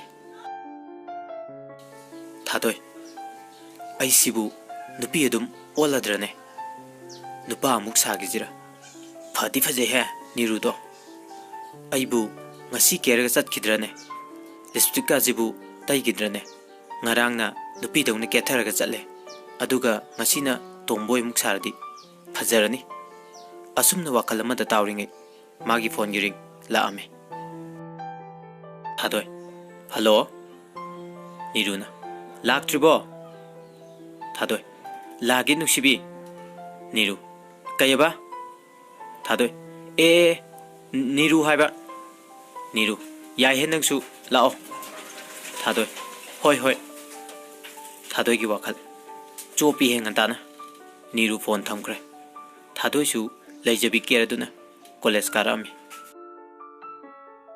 ꯃꯈꯣꯏ ꯑꯅꯤ ꯀꯣꯂꯦꯖꯇ ꯌꯧꯔꯝꯃꯤ ꯅꯤꯔꯨ ꯍꯤꯡꯆꯥꯕꯤ ꯀꯌꯥꯝ ꯀꯨꯏꯔꯦ ꯑꯩꯅ ꯅꯪ ꯉꯥꯏꯔꯤꯁꯦ ꯊꯥꯗꯣꯏ ꯆꯪꯉꯁꯤ ꯂꯥꯛꯑꯣ ꯊꯥꯗꯣꯏ ꯅꯤꯔꯨꯒꯤ ꯍꯦꯡꯉꯣ ꯇꯧꯕ ꯃꯑꯣꯡꯗꯣ ꯀꯌꯥ ꯍꯩꯅꯔꯝꯗꯦ ꯅꯤꯔꯨꯗꯤ ꯊꯥꯗꯣꯏꯁꯦ ꯇꯣꯝꯕꯣꯏꯅꯤ ꯀꯥꯏꯁꯦ ꯈꯪꯖꯄꯣꯠꯇꯦ ꯅꯤꯔꯨ ꯀ꯭ꯂꯥꯁ ꯆꯪꯉꯁꯦ ꯊꯥꯗꯣꯏ ꯍꯣꯏ ꯅꯥꯎꯕ ꯚꯥꯏ ꯑꯁꯤ ꯅꯨꯄꯤꯁꯦ ꯑꯩ ꯀꯣꯏꯗ ꯌꯥꯗ꯭ꯔꯦ ꯔꯤꯀꯤ ꯀꯔꯝꯕꯅꯣ ꯚꯥꯏ ꯅꯥꯎꯕ ꯉꯔꯥꯡ ꯑꯩꯒ ꯈꯠꯅꯕ ꯅꯨꯄꯤꯗꯣ ꯊꯥꯗꯣꯏ ꯍꯥꯏꯕ꯭ꯔꯥ ꯊꯣꯏꯗꯤꯡ ꯍꯥꯏꯕ꯭ꯔꯥ ꯇꯀꯨꯇꯤ ꯑꯐꯥꯎꯕ ꯂꯩꯁꯥꯕꯤꯁꯦ ꯔꯤꯀꯤ ꯃꯁꯛꯄꯨꯗꯤ ꯐꯖꯩꯅꯦ ꯌꯥꯏ ꯑꯗꯣ ꯅꯥꯎꯕ ꯑꯗꯣ ꯀꯩꯗꯧꯔꯒꯦ ꯔꯤꯀꯤ ꯀꯤꯗ꯭ꯔꯣ ꯅꯥꯎꯕ ꯑꯩꯗꯤ ꯀꯩꯒꯤ ꯔꯤꯀꯤ ꯉꯔꯥꯡꯒꯤꯗꯣ ꯅꯥꯎꯕ ꯑꯩ ꯇꯧꯒꯦ ꯌꯦꯡꯉꯨ ꯔꯤꯀꯤ ꯍꯣꯏ ꯌꯦꯡꯒꯦ ꯅꯥꯎꯕ ꯑꯣꯏ ꯊꯥꯗꯣꯏ ꯊꯣꯏꯗ꯭ꯔꯤꯡ ꯔꯤꯀꯤ ꯑꯦ ꯊꯥꯗꯣꯏ ꯅꯄꯥꯔꯣ ꯅꯥꯎꯕ ꯇꯀꯨꯇꯤ ꯂꯩꯁꯥꯕꯤ ꯊꯥꯗꯣꯏ ꯍꯥꯠꯇꯣꯛꯎꯔꯣ ꯅꯥꯎꯕ Ibani koinaraje. Class to the Satra loin no. Ricky. Amadu Nagi. Niru, Nang Tadoi. Kadia. Niru Palakodagi, Tadoi. Sauduna, Magi Bektuna. Now, Womadi, Ricky the Tomnami. Niru. Kainu Tadoi, Nang Torido. Tadoi. Tanning there to me live. Now what? Nang yam foul. Tadoi. Powre, not in the foul nate. Now what? Oi. Pong Hawaii, Pong in the Pongadi. Uyanja Buddha. Came Canada. Tadoi. Karambagali Dionba, Pramano. Now what? Miyamusiti. Tadoi. Karatorkane. Now what? Takuti Le Xavier. Tadoi. Oi, Gali Pakang. Now what? Oja Sangapodagi. Glass hore. Glass touring a Nawana. Tadoi being Jackie. Laknuning was a poke. Tadoi. Niru Bunushiraki. Adubu Niru. Mamit Yambi. Nupaga. Gaga Tagon Bapambi. Wait a me. Matangi Numini. Rikina. Niru. Niru. How near? Ricky. Phone number amta. Niru Nakumai. Aigiro.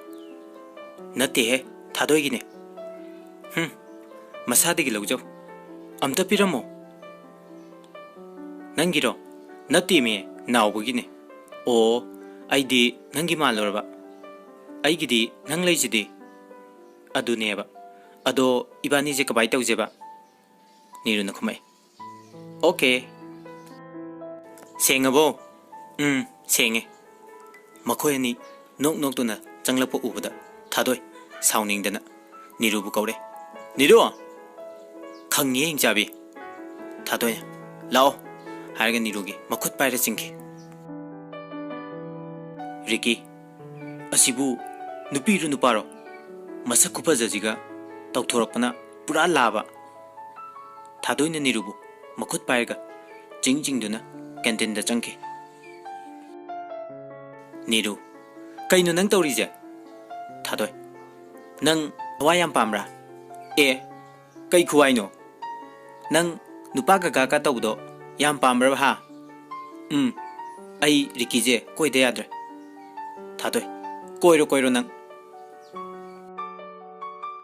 Tanja Duda Naubaga Rikigazu Achapachapasangaki Riki Oi dear Niru Haima darling Ricky, Kaija do you know? Niru Achapot, Hydra Juicy the Pamo. Hoi dear Tadoi Yam Tanning de go. Now what? Nako Menjelo. Swai de Pamakan. Now what? Nang the tone te, Kusi Ricky, Yare, no any dinner. Niru Ine Chamariga Bora plate Anitanga Pio. Ricky Adune Adro, dear Tadoi. I chat again. Niruna Tanning de got Tadoi. No warido, Yam Waraba. Now, Kala Iro Takuti Le Shabie Tadoi. Kaino Gali Pakang. Now, what Ibanizu Sumaina Kaunanaba, Koiner Zidana. Now, what Tadoi. I Nangnusi. Tadoi, Sawaman Badagi Manata Iba Chado, now we might hajinki. Jariba, Boradu, Loicha Kaike Nang Hono, Agikuta, Siba Soire Niru Tadoi Tadoi Chaunzaki, Niruzu, Tadoibu, Gogo do not talkie. Ricky Kainosibu, Nupiru Nuparo. Now what? Tanning de go, in the Moral Macabani, Nang the Morolma. Bye. Asibu, Tomboy Jalo. Now what? Bitte Kuangang to go. My mongi udro. Uye. I dicky zebo. I didn't see. Ricky. Nuxini nang. Now what? A sing money. I, Makoi Duni. Or, my tongue nupi. Doctor Panalava. Yay. Now, Bana. A do it zoo. I am YD. Panic Suba Soiter. Now, tanning de go.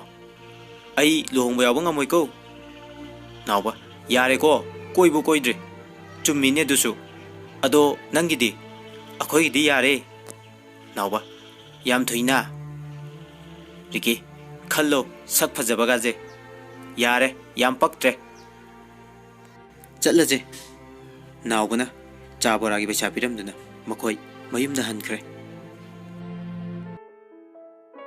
ꯑꯁꯨꯝꯅ ꯊꯥ ꯑꯃ ꯍꯧꯈ꯭ꯔꯦ ꯊꯥꯗꯣꯏ ꯅꯣꯡꯃ ꯅꯣꯡꯃꯒꯤ ꯅꯤꯔꯨꯕꯨ ꯅꯨꯡꯁꯤꯕ ꯍꯦꯜꯂꯛꯑꯝꯃꯤ ꯅꯤꯔꯨꯕꯨ ꯎꯗꯕꯗ ꯅꯨꯡꯉꯥꯏꯇꯕ phone ꯋꯥꯔꯤ ꯁꯥꯟꯅꯗꯕꯗ ꯂꯩꯐꯝ ꯈꯪꯂꯝꯗꯦ ꯑꯗꯨꯕꯨ ꯅꯤꯔꯨꯗꯤ ꯔꯤꯀꯤꯒ ꯌꯥꯝ ꯀꯟꯅ ꯅꯨꯡꯁꯤꯅꯔꯝꯃꯤ ꯅꯨꯡꯇꯤꯒꯤ ꯀꯣꯂꯦꯖꯇ ꯊꯥꯗꯣꯏ ꯎꯍꯟꯗꯕꯤꯗ ꯎꯟꯅꯕ ꯋꯥꯔꯤ ꯁꯥꯟꯅꯕ ꯇꯧꯔꯝꯃꯤ ꯑꯁꯣꯝꯗꯅ ꯅꯥꯎꯕꯗꯤ ꯊꯥꯗꯣꯏꯒꯤ ꯄꯥꯎꯈꯨꯝ ꯑꯗꯨꯝ ꯉꯥꯏꯖꯔꯤ ꯅꯣꯡꯃꯒꯤ ꯅꯨꯃꯤꯠꯅꯤ ꯅꯤꯔꯨ ꯔꯤꯀꯤꯒ ꯅꯣꯛ ꯅꯣꯛꯇꯨꯅ ꯋꯥꯔꯤ ꯁꯥꯟꯅꯔꯤ ꯊꯥꯗꯣꯏꯁꯨ ꯀ꯭ꯂꯥꯁ ꯂꯣꯏꯗꯨꯅ ꯅꯤꯔꯨꯕꯨ ꯊꯤꯔꯛꯑꯝꯃꯤ ꯃꯈꯣꯏ ꯑꯅꯤꯅ ꯋꯥꯔꯤ ꯁꯥꯟꯅꯕꯗꯨ ꯊꯥꯗꯣꯏꯅ ꯎꯔꯝꯃꯤ ꯊꯥꯗꯣꯏ ꯏ ꯀꯥꯕꯅꯗꯤ ꯂꯣꯏꯔꯦ ꯑꯗꯨꯕꯨ ꯇꯞꯊꯔꯒ ꯊꯥꯗꯣꯏꯅ ꯅꯤꯔꯨꯗ ꯀꯧꯔꯛꯑꯦ ꯅꯤꯔꯨ ꯑꯦ ꯊꯥꯗꯣꯏ ꯊꯥꯗꯣꯏꯅ ꯑꯃꯨꯛ ꯀꯩꯗꯧꯔꯤꯅꯣ ꯑꯗꯨꯗ ꯅꯤꯔꯨ ꯁꯨꯝ ꯋꯥꯔꯤ ꯁꯥꯟꯅꯔꯝꯕꯅꯤ ꯊꯥꯗꯣꯏ ꯆꯥ ꯊꯛꯎꯁꯤ ꯂꯥꯛꯑꯣ ꯍꯣꯏ ꯔꯤꯀꯤ ꯉꯥꯏꯈꯣ ꯗꯤꯌꯥꯔ ꯀꯩꯗꯧꯔꯒꯦ ꯅꯥꯎꯕ ꯀꯧꯔꯨꯒꯦ ꯑꯦ ꯀꯩꯒꯤ ꯄꯨꯂꯞ ꯊꯛꯃꯤꯟꯅꯁꯦ ꯍꯣꯏ ꯆꯠꯂꯣ ꯔꯤꯀꯤ ꯍꯥꯏꯔꯒ ꯆꯠꯈꯤ ꯅꯤꯔꯨ ꯐꯝꯃꯨꯁꯤꯗ ꯊꯥꯗꯣꯏ ꯅꯪ ꯀꯩꯗꯧꯔꯒꯦ ꯅꯁꯥ ꯉꯝꯗ꯭ꯔꯕꯣ ꯀꯩꯁꯨ ꯇꯧꯗꯦ ꯑꯗꯣ ꯅꯤꯔꯨ ꯍꯥꯏꯌꯨ ꯀꯩꯗꯧꯔꯒꯦ ꯋꯥ ꯑꯃ ꯍꯥꯏꯒꯦ ꯀꯩ ꯋꯥꯅꯣ ꯅꯪ ꯁꯥꯎꯒꯗ꯭ꯔꯥ ꯅꯤꯔꯨ ꯁꯥꯎꯔꯣꯏ ꯍꯥꯏꯌꯣ ꯊꯥꯗꯣꯏꯅ ꯅꯪ ꯂꯥꯟꯅꯗꯤ ꯈꯟꯒꯅꯨ ꯍꯣꯏ ꯍꯥꯏꯌꯣ ꯑꯩ ꯅꯪ ꯅꯨꯡꯁꯤꯌꯦ ꯅꯤꯔꯨ ꯅꯤꯔꯨꯅ ꯑꯩꯁꯨ ꯅꯪ ꯅꯨꯡꯁꯤꯌꯦ ꯏꯃꯥꯟꯅꯕꯤꯕꯨ ꯀꯩꯗꯧꯕꯒꯤ ꯅꯨꯡꯁꯤꯔꯣꯏꯗꯣꯏꯅꯣ ꯊꯥꯗꯣꯏ ꯑꯗꯨꯏ ꯅꯠꯇꯤꯌꯦ ꯑꯩ ꯅꯪꯒ ꯍꯤꯡꯃꯤꯟꯅꯕ ꯄꯥꯝꯃꯤ ꯅꯤꯔꯨ ꯀꯩꯅꯣ ꯊꯥꯗꯣꯏ ꯅꯪ ꯍꯥꯏꯗꯣ ꯊꯥꯗꯣꯏ ꯑꯁꯦꯡꯕꯅꯤ ꯅꯤꯔꯨ ꯅꯤꯔꯨ ꯅꯪꯕꯨ ꯅꯨꯄꯤꯔꯣ ꯅꯨꯄꯥꯔꯣ ꯍꯥ ꯑꯗꯨ ꯌꯥꯝ ꯆꯥꯎꯈꯠꯇꯕ ꯅꯨꯄꯥꯒ ꯑꯃꯇ ꯐꯪꯖꯗ꯭ꯔꯕꯣ ꯅꯁꯛꯇꯣ ꯃꯤꯡꯖꯦꯜꯗꯒ ꯑꯝꯇ ꯌꯦꯡꯗ꯭ꯔꯣ ꯅꯨꯄꯤ ꯅꯪꯅ ꯅꯨꯄꯥꯒꯤ ꯋꯥꯈꯜ ꯈꯜꯂꯤꯗꯣ ꯆꯠꯈ꯭ꯔꯣ ꯆꯠꯂꯣ ꯅꯁꯛꯇꯣ ꯌꯦꯡꯅꯤꯡꯗꯦ ꯍꯌꯦꯡꯗꯒꯤ ꯑꯩꯉꯣꯟꯗ ꯑꯝꯇ ꯀꯧꯔꯛꯀꯅꯨ ꯑꯁꯨꯝꯅ ꯅꯤꯔꯨꯅ ꯊꯥꯗꯣꯏꯗ ꯊꯤꯅ ꯆꯩꯔꯝꯃꯤ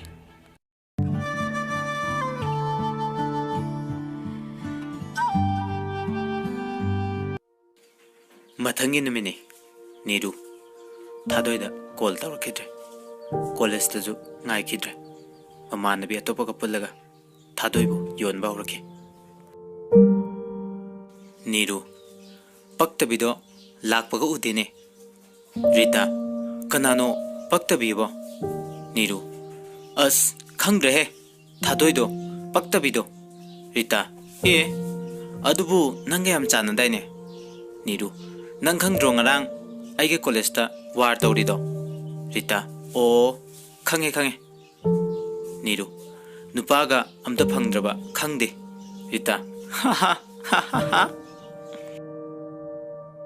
ꯊꯥꯗꯣꯏ ꯅꯨꯃꯤꯠ ꯑꯗꯨ ꯀꯣꯂꯦꯖ ꯀꯥꯔꯛꯈꯤꯗꯦ ꯅꯨꯃꯤꯗꯥꯡꯗ ꯊꯥꯗꯣꯏꯅ ꯅꯤꯔꯨꯗ ꯐꯣꯟ ꯇꯧꯔꯦ ꯊꯥꯗꯣꯏ ꯍꯜꯂꯣ ꯅꯤꯔꯨ ꯀꯩꯅꯣ ꯊꯥꯗꯣꯏꯅ ꯀꯧꯔꯦ ꯅꯤꯔꯨ ꯀꯩ ꯑꯃꯨꯛ ꯋꯥꯠꯂꯤꯒꯦ ꯑꯩ ꯅꯪ ꯅꯨꯡꯁꯤꯌꯦ ꯅꯤꯔꯨ ꯅꯤꯔꯨ ꯅꯪ ꯌꯥꯝ ꯄꯛꯇꯦꯍꯦ ꯍꯣꯏ ꯄꯛꯇꯕꯅꯤ ꯑꯗꯨ ꯑꯣꯏꯁꯨ ꯑꯩ ꯅꯪ ꯅꯨꯡꯁꯤ ꯅꯤꯔꯨ ꯅꯪꯕꯨ ꯅꯨꯄꯥꯔꯣ ꯍꯥ ꯑꯩ ꯅꯨꯄꯤ ꯑꯗꯨꯁꯨ ꯀꯩꯗꯧꯔꯕ ꯑꯩ ꯅꯨꯄꯥ ꯁꯥꯕꯤꯅꯤ ꯅꯤꯔꯨ ꯌꯥꯝ ꯄꯛꯇꯤꯌꯦ ꯅꯁꯛꯇꯣ ꯈꯨꯐꯖꯗꯨꯒ ꯑꯁꯤ ꯍꯥꯏꯔꯒ ꯀꯔꯦꯝꯅꯔ ꯅꯣꯛꯏ ꯊꯥꯗꯣꯏ ꯑꯩ ꯍꯥꯏꯖꯦ ꯈꯨꯝꯃꯨ ꯅꯤꯔꯨ ꯅꯪꯕꯨ ꯉꯥꯎꯔꯕꯣ ꯑꯩ ꯉꯥꯎꯗꯦ ꯑꯩ ꯅꯪ ꯅꯨꯡꯁꯤꯌꯦ ꯌꯥꯔꯦ ꯄꯛꯇꯦ ꯑꯩ ꯊꯝꯃꯦ ꯊꯥꯗꯣꯏ ꯅꯤꯔꯨ ꯉꯥꯏꯈꯣ ꯅꯤꯔꯨꯅ ꯆꯒꯠ ꯌꯥꯝ ꯇꯧꯔꯛꯀꯅꯨ ꯍꯣꯏ ꯆꯒꯠꯅꯒꯅꯤ ꯑꯩꯒꯤ ꯄꯨꯟꯁꯤꯁꯤꯅ ꯂꯩꯔꯤꯉꯩꯗꯤ ꯍꯦ ꯆꯥꯎꯈꯠꯇꯕꯤ ꯊꯥꯗꯣꯏꯅ ꯅꯤꯔꯨ ꯌꯥꯔꯦ ꯊꯝꯃꯦ ꯅꯪ ꯑꯣꯟꯖꯅꯕ ꯑꯩ ꯂꯦꯝꯗꯦ ꯑꯁꯤ ꯍꯥꯏꯔꯒ ꯐꯣꯟꯗꯣ ꯊꯝꯈꯤ ꯊꯥꯗꯣꯏ ꯑꯦ ꯊꯝꯈꯤꯌꯦ ꯐꯩ ꯃꯥꯅ ꯉꯝꯕ꯭ꯔꯥ ꯑꯩꯅ ꯉꯝꯕ꯭ꯔꯥ ꯌꯦꯡꯅꯕ ꯇꯥꯔꯦ ꯀꯣꯂꯦꯖꯀꯤ ꯃꯇꯝꯅꯤ ꯊꯥꯗꯣꯏ ꯉꯁꯤꯗꯤ ꯅꯨꯄꯤ ꯑꯣꯏꯕꯤꯒꯤ ꯃꯥꯏꯊꯣꯡꯒꯤ ꯂꯩꯇꯦꯡ ꯑꯃꯠꯇ ꯌꯥꯎꯗꯅ ꯌꯥꯝ ꯆꯝꯅ ꯒꯦꯠꯇ ꯅꯤꯔꯨꯕꯨ ꯂꯥꯛꯄ ꯉꯥꯏꯔꯝꯃꯤ ꯅꯤꯔꯨ ꯑꯃꯗꯤ ꯔꯤꯇꯥ ꯒꯦꯠꯇ ꯆꯪꯉꯛꯄ ꯊꯥꯗꯣꯏꯅ ꯎꯔꯝꯃꯤ ꯊꯥꯗꯣꯏꯅ ꯅꯤꯔꯨ ꯑꯁ ꯀꯩꯅꯣ ꯑꯝꯇ ꯉꯥꯏꯈꯣ ꯅꯤꯔꯨ ꯌꯥꯝ ꯆꯅꯞꯅꯩꯌꯦ ꯔꯤꯇꯥ ꯀꯩꯅꯣ ꯌꯥꯝ ꯆꯥꯎꯈꯠꯇꯤꯌꯦ ꯊꯥꯗꯣꯏ ꯆꯥꯎꯈꯠꯄꯤ ꯅꯪꯉꯣꯟꯗ ꯍꯥꯏꯕ ꯅꯠꯇꯦꯅꯦ ꯁꯛꯊꯤꯕꯤ ꯆꯀꯥ ꯇꯦꯟꯕꯤ ꯔꯤꯇꯥ ꯀꯩꯅꯦꯒꯤꯁꯤꯗꯤ ꯌꯥꯝ ꯍꯩꯅꯗꯦ ꯊꯥꯗꯣꯏ ꯍꯩꯅꯗꯗꯤ ꯂꯦꯡꯕꯤꯔꯣꯅꯦ ꯔꯤꯇꯥ ꯅꯤꯔꯨ ꯆꯠꯁꯤ ꯂꯥꯎ ꯊꯥꯗꯣꯏ ꯑꯦ ꯅꯤꯔꯨꯗꯤ ꯑꯩꯒ ꯂꯥꯛꯀꯗꯕ ꯅꯪꯅꯦ ꯆꯠꯂꯣ ꯍꯥꯏꯖꯦ ꯔꯤꯇꯥ ꯌꯥꯝ ꯄꯛꯇꯤꯌꯦ ꯅꯤꯔꯨ ꯇꯥꯅꯤꯡꯗꯕꯅ ꯅꯥꯔꯦꯍꯦ ꯅꯣꯏ ꯑꯅꯤ ꯊꯥꯗꯣꯏ ꯇꯥꯅꯤꯡꯗ꯭ꯔꯗꯤ ꯑꯩꯒꯤ ꯄꯥꯎꯈꯨꯝꯗꯣ ꯌꯦꯁ ꯍꯥꯏꯔꯣꯗꯅ ꯅꯤꯔꯨ ꯅꯪ ꯌꯥꯝ ꯄꯛꯇꯦ ꯊꯥꯗꯣꯏ ꯈꯇꯪ ꯉꯥꯏꯔꯦ ꯗꯗꯥꯅ ꯀꯧꯒꯗꯕ ꯅꯤꯔꯨ ꯍꯦ ꯆꯥꯎꯈꯠꯇꯕꯤ ꯅꯪꯅ ꯍꯥꯏꯗꯣ ꯀꯩꯅꯣ ꯐꯤꯕꯝꯗꯨꯒ ꯁꯦꯠꯂꯤꯗꯨꯅ ꯐꯅꯦꯛ ꯉꯥꯡꯉꯤꯗꯨꯅ ꯅꯨꯄꯥ ꯅꯪꯕꯨ ꯅꯁꯥꯗꯣ ꯏꯀꯥꯏꯕꯒ ꯈꯪꯗ꯭ꯔꯣ ꯊꯥꯗꯣꯏ ꯅꯪꯅꯕꯨ ꯅꯨꯡꯁꯤꯅꯤ ꯍꯥꯏꯔꯗꯤ ꯏꯀꯥꯏꯕꯒ ꯈꯪꯗ꯭ꯔꯦ ꯅꯨꯡꯁꯤꯕꯤ ꯅꯤꯔꯨ ꯔꯤꯇꯥ ꯆꯪꯉꯁꯤ ꯂꯥꯎ ꯌꯥꯝ ꯄꯛꯇꯕ ꯑꯃ ꯌꯥꯎꯔꯛꯑꯦ ꯊꯥꯗꯣꯏ ꯄꯛꯇ꯭ꯔꯁꯨ ꯑꯩꯗꯤ ꯅꯪ ꯌꯥꯝ ꯅꯨꯡꯁꯤꯀꯣ ꯔꯤꯇꯥ ꯆꯥꯎꯈꯠꯇꯕꯤ ꯂꯩꯍꯧꯔꯣ ꯊꯥꯗꯣꯏꯅ ꯆꯀꯥ ꯇꯦꯟꯕꯤ ꯅꯤꯔꯨꯒ ꯔꯤꯇꯥꯒ ꯁꯥꯎꯅ ꯀ꯭ꯂꯥꯁꯇ ꯆꯪꯈꯤ ꯊꯥꯗꯣꯏꯁꯨ ꯀ꯭ꯂꯥꯁꯇ ꯃꯣꯃꯣꯟ ꯅꯣꯛꯇꯨꯅ ꯆꯪꯉꯛꯈꯤ ꯔꯤꯀꯤ ꯚꯥꯏ ꯅꯣꯏ ꯂꯥꯕ ꯅꯥꯎꯕ ꯌꯥꯔꯦꯍꯦ ꯅꯪꯁꯨ ꯃꯥꯅ ꯈꯜꯂꯤꯁꯦ ꯀꯩꯅꯣ ꯑꯩꯁꯨ ꯌꯥꯝ ꯉꯛꯏꯅꯦ ꯑꯁ ꯑꯩꯗꯤ ꯃꯊꯥ ꯌꯥꯝ ꯁꯥꯏꯗ ꯅꯥꯎꯕ ꯑꯦ ꯀꯩꯒꯤ ꯅꯪꯗꯤ ꯔꯤꯀꯤ ꯑꯩꯈꯣꯏ ꯇꯤꯌꯥꯔꯗꯣ ꯃꯥꯅ ꯃꯨꯟꯈ꯭ꯔꯗꯤ ꯅꯥꯎꯕ ꯅꯪꯅ ꯍꯦꯟꯅ ꯄꯛꯇ꯭ꯔꯦꯀꯣ ꯅꯣꯏ ꯂꯥꯕꯁꯦ ꯌꯥꯝ ꯐꯥꯎꯏꯅꯦ ꯅꯥꯎꯕ ꯇꯀꯨꯇꯤ ꯂꯩꯁꯥꯕꯤꯁꯦ ꯔꯤꯀꯤ ꯂꯩꯁꯥꯕꯤ ꯁꯣꯏꯔꯦ ꯑꯗꯨꯒ ꯍꯥꯏꯔꯗꯤ ꯅꯪ ꯍꯥꯠꯇꯣꯛꯆꯈꯤꯅꯤ ꯑꯦ ꯀꯩꯒꯤ ꯑꯣ ꯂꯥꯕ ꯀꯧꯋꯣ ꯑꯩꯅ ꯍꯦꯟꯅ ꯃꯊꯥ ꯁꯥꯏꯗ ꯔꯤꯀꯤ ꯑꯦ ꯅꯪꯗꯤ ꯀꯩꯒꯤ ꯅꯥꯎꯕ ꯑꯩꯅ ꯃꯥ ꯅꯨꯡꯁꯤꯕ ꯃꯥꯅ ꯅꯨꯄꯤ ꯅꯨꯡꯁꯤꯕ ꯑꯁ ꯒ꯭ꯌꯥꯟꯒ ꯑꯃꯠꯇ ꯇꯥꯗ꯭ꯔꯦ ꯔꯤꯀꯤ ꯋꯥꯔꯤꯁꯦ ꯌꯥꯝ ꯅꯨꯡꯉꯥꯏꯔꯤꯌꯦ ꯑꯣꯖꯥ ꯆꯪꯉꯛꯇꯨꯅ ꯀ꯭ꯂꯥꯁ ꯍꯧꯈ꯭ꯔꯦ ꯄꯨꯡꯈꯥꯏ ꯑꯃꯒꯤ ꯃꯇꯨꯡꯗ ꯀ꯭ꯂꯥꯁ ꯑꯗꯨ ꯂꯣꯏꯔꯦ ꯀ꯭ꯂꯥꯁ ꯍꯦꯛ ꯂꯣꯏꯕꯒ ꯅꯥꯎꯕꯅ ꯊꯥꯗꯣꯏꯕꯨ ꯊꯤꯔꯛꯑꯝꯃꯤ ꯁꯣꯝꯗꯅ ꯊꯥꯗꯣꯏ ꯅꯤꯔꯨꯒꯤ ꯃꯅꯥꯛꯇ ꯂꯥꯛꯑꯝꯃꯤ ꯊꯥꯗꯣꯏ ꯑꯣꯏ ꯆꯀꯥ ꯇꯦꯟꯕꯤ ꯔꯤꯇꯥ ꯄꯦꯜꯂ ꯄꯣꯅꯤ ꯊꯥꯗꯣꯏ ꯑꯩꯈꯣꯏ ꯑꯃꯗꯨꯗꯤ ꯔꯤꯇꯥ ꯗꯦꯠ ꯆꯠꯈꯤꯕꯅꯦ ꯀꯅꯥꯒ ꯑꯣꯏꯅꯤ ꯅꯨꯄꯥꯒ ꯑꯦ ꯃꯥꯗꯤ ꯀꯩꯒꯤ ꯀꯩꯅꯣ ꯃꯤ ꯂꯩꯁꯥꯕꯤꯅꯤ ꯅꯪꯗꯧꯅ ꯁꯥ ꯃꯔꯛ ꯉꯥ ꯃꯔꯛꯁꯨ ꯅꯠꯇꯅ ꯌꯥꯔꯦꯍꯦ ꯅꯪꯁꯨ ꯌꯥꯔꯕꯣ ꯑꯗꯨ ꯍꯥꯏꯔꯗꯤ ꯊꯥꯗꯣꯏ ꯑꯗꯣ ꯅꯤꯔꯨꯁꯦ ꯑꯝꯇ ꯌꯥꯅꯕ ꯍꯥꯏꯅꯕꯤꯌꯨ ꯔꯤꯇꯥ ꯀꯔꯤ ꯌꯥꯝ ꯍꯥꯒꯠꯆꯩꯀꯣ ꯏꯔꯨꯖꯔꯛꯇꯕ꯭ꯔꯣ ꯔꯤꯇꯥ ꯅꯪ ꯋꯥꯇꯥꯗꯣ ꯊꯥꯗꯣꯏ ꯑꯩꯅ ꯍꯥꯏꯁꯦ ꯐꯥꯒꯤ ꯅꯠꯇꯦ ꯔꯤꯇꯥ ꯌꯥꯝ ꯄꯛꯇꯤꯌꯦ ꯇꯟꯖꯥꯗꯨꯗ ꯅꯥꯎꯕ ꯊꯥꯗꯣꯏꯒꯤ ꯃꯅꯥꯛꯇ ꯆꯪꯉꯛꯏ ꯅꯥꯎꯕ ꯑꯣꯏ ꯇꯀꯨꯇꯤ ꯂꯩꯁꯥꯕꯤ ꯊꯥꯗꯣꯏ ꯀꯩꯅꯣ ꯒꯂꯤ ꯄꯥꯈꯪ ꯔꯤꯇꯥ ꯑꯦ ꯀꯩ ꯃꯤꯡꯅꯣ ꯊꯥꯗꯣꯏ ꯆꯀꯥ ꯇꯦꯟꯕꯤ ꯀꯩꯗꯧꯔꯦ ꯔꯤꯇꯥꯅ ꯅꯣꯏ ꯅꯨꯄꯥꯁꯦ ꯌꯥꯝ ꯐꯖꯩꯌꯦ ꯅꯪ ꯑꯣꯏꯖꯔꯣ ꯅꯥꯎꯕ ꯊꯥꯗꯣꯏ ꯀꯩꯅꯣ ꯀꯅꯥ ꯊꯤꯔꯤꯅꯣ ꯅꯣꯏꯒꯤꯅꯦ ꯑꯩ ꯌꯥꯝ ꯄꯟꯅꯤꯡꯗꯦ ꯆꯠꯂꯣ ꯅꯥꯎꯕ ꯑꯗꯣ ꯀꯅꯥꯅꯣꯕ ꯊꯤꯔꯤꯗꯣ ꯑꯩꯈꯣꯏ ꯅꯨꯡꯁꯤꯕꯤ ꯌꯥꯏꯍꯦ ꯅꯪꯁꯨ ꯑꯗꯨꯝ ꯌꯥꯕꯅꯤ ꯅꯪꯅ ꯁꯣꯝꯗ ꯑꯁꯥ ꯇꯧꯔꯤ ꯑꯃꯗꯨꯅ ꯗꯦꯠ ꯇꯧꯍꯧꯔꯤ ꯇꯧꯖꯁꯅꯨ ꯂꯧꯕꯨꯗꯤ ꯑꯩꯅ ꯚꯥꯞ ꯇꯥꯔꯕ ꯅꯥꯎꯕ ꯇꯀꯨꯇꯤ ꯂꯩꯁꯥꯕꯤ ꯅꯪꯗꯤ ꯑꯩꯅ ꯂꯧꯗꯣꯏꯕ ꯊꯥꯗꯣꯏ ꯆꯠꯂꯣ ꯑꯥꯗ ꯀꯥꯏ ꯆꯠꯂꯣ ꯍꯥꯏꯅꯣ ꯅꯄꯥꯗ ꯅꯥꯎꯕ ꯄꯦꯜꯂꯕꯣꯅꯦ ꯔꯤꯇꯥ ꯌꯥꯔꯦꯍꯦ ꯅꯣꯏ ꯑꯅꯤꯖꯨ ꯊꯥꯗꯣꯏ ꯑꯩꯈꯣꯏ ꯑꯅꯤ ꯀꯥꯅ ꯍꯥꯏꯔꯛꯀꯅꯨ ꯔꯤꯇꯥ ꯑꯣ ꯅꯣꯏ ꯑꯅꯤ ꯀꯣꯏꯅꯔꯣ ꯊꯥꯗꯣꯏ ꯅꯪꯒ ꯍꯦꯛ ꯀꯣꯏꯅꯔꯣ ꯅꯥꯎꯕ ꯑꯩꯗꯤ ꯅꯪ ꯀꯣꯏꯗꯣꯏꯁꯦ ꯊꯥꯗꯣꯏ ꯑꯣꯏ ꯅꯪ ꯍꯥꯠꯇꯣꯛꯄꯤꯔꯣꯔꯣ ꯅꯥꯎꯕ ꯑꯩ ꯍꯥꯠꯇꯣꯛꯑꯒ ꯅꯪꯗꯤ ꯅꯊꯟꯇ ꯂꯩꯍꯧꯒꯦ ꯍꯥꯏꯔꯣ ꯊꯥꯗꯣꯏ ꯑꯣꯏ ꯆꯀꯥ ꯇꯦꯟꯕꯤ ꯅꯤꯔꯨꯗꯣ ꯑꯩ ꯍꯣꯔꯦꯟ ꯃꯣꯏ ꯂꯩꯀꯥꯏꯗ ꯂꯥꯛꯀꯅꯤ ꯈꯔ ꯍꯥꯏꯕꯤꯌꯨ ꯑꯩ ꯌꯨꯝ ꯆꯠꯂꯦ ꯔꯤꯇꯥ ꯍꯣꯏ ꯍꯥꯏꯕꯤꯒꯦ ꯅꯥꯎꯕ ꯊꯤꯟꯕꯤꯒꯦꯅꯦ ꯊꯥꯗꯣꯏ ꯋꯥ ꯑꯃꯇ ꯈꯨꯝꯗꯅ ꯃꯌꯨꯝꯗ ꯆꯠꯈꯤ ꯅꯨꯡꯁꯤꯕ ꯍꯥꯏꯕꯁꯦ ꯑꯉꯛꯄꯅꯤ ꯅꯨꯡꯁꯤꯕ ꯍꯦꯃꯟꯕꯗꯩ ꯏꯀꯥꯏꯕ ꯈꯪꯗꯦ ꯍꯥꯏꯅꯩ ꯊꯥꯗꯣꯏ ꯍꯟꯗꯛꯇꯤ ꯏꯀꯥꯏꯕ ꯍꯥꯏꯕꯗꯣ ꯑꯃꯠꯇ ꯌꯥꯎꯗ꯭ꯔꯦ ꯃꯁꯥꯗ ꯅꯤꯔꯨꯕꯨ ꯅꯨꯡꯁꯤꯕ ꯍꯦꯃꯟꯕꯅ ꯅꯨꯃꯤꯗꯥꯡ ꯋꯥꯏꯔꯝꯒꯤ ꯃꯇꯝꯅꯤ ꯊꯥꯗꯣꯏ ꯍꯥꯄꯦꯟ ꯑꯃ ꯁꯦꯠꯂꯒ ꯃꯁꯝ ꯑꯁꯥꯡꯕꯗꯣ ꯉꯁꯤꯗꯤ ꯁꯝꯕꯨꯜ ꯄꯨꯟꯖꯟꯗꯨꯅ ꯇꯨꯄꯤ ꯑꯃ ꯎꯞꯂꯒ ꯒꯥꯔꯤ ꯃꯆꯥ ꯊꯧꯗꯨꯅ ꯅꯤꯔꯨ ꯍꯣꯏ ꯂꯩꯀꯥꯏꯗ ꯅꯤꯔꯨ ꯂꯨꯝꯕ ꯂꯥꯛꯑꯝꯃꯤ ꯃꯇꯝ ꯑꯃꯗ ꯁꯥꯏꯀꯜ ꯍꯝꯕꯔ ꯊꯧꯔꯝꯕ ꯊꯥꯗꯣꯏꯗꯣ ꯉꯁꯤꯗꯤ ꯒꯥꯔꯤ ꯃꯆꯥ ꯑꯣꯏꯅ ꯊꯧꯔꯦ ꯊꯥꯗꯣꯏ ꯅꯤꯔꯨ ꯊꯣꯛꯂꯛꯄ ꯉꯥꯏꯔꯝꯃꯤ ꯊꯥꯗꯣꯏ ꯀꯩ ꯅꯨꯄꯤꯅꯣ ꯁꯤꯕꯣ ꯀꯣꯛ ꯊꯣꯔꯛꯀꯦꯗꯤ ꯑꯩꯅ ꯉꯁꯥꯏ ꯔꯤꯇꯥꯗꯁꯨ ꯍꯥꯏꯈ꯭ꯔꯕꯅꯤ ngasi I kadanaba mayumda changuni ko kana pote call tausinge Niru hello thadoi thorodana kaibo kaino ai noi thonganda lei e nangdi kaige kaino ai nangunaba laini yam pakte ko thadoi ado haipeta thoro Niru chalo ada Thadoi thoro ko Niru yam pakte ko nasak to yingde ai yengdraju nang yenge laini ware nang yam ware ngang ta ju tholo yam haina de ai thorok pangamoy nang tholak ta di ai sida dum laigani lairo nang adum lairo Thadoi Niru nang ai ga wabse kita khangbiu Niru yam pakti ye nang bu nuparo ha ai nang yam nungsi Niru ai nang nungsi de yam chawkhate nang Thadoi chawkhat pe tholom ta ujaraga chatlage Niru mi yam usiti nungsi bi ai nang udradi tumba yaroi nang adum lehoro ai phone thame ngaikho thamginu chatlo thengi nangju nongju ta dore numitju tare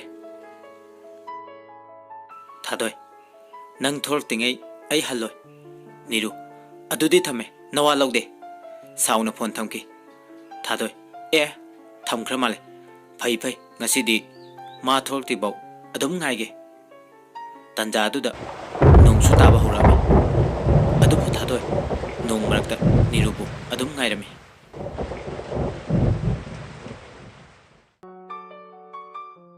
Somdana Niru di Ricky ke phone da wari kana sanari Niru dia Ricky hauni nungsibi nong tabro taye o ado nungsibi kaino dia wa thamoi ge loi kai re asengba dia ado kai dorage Thadoi do akhoi rum da lai e madi kai ge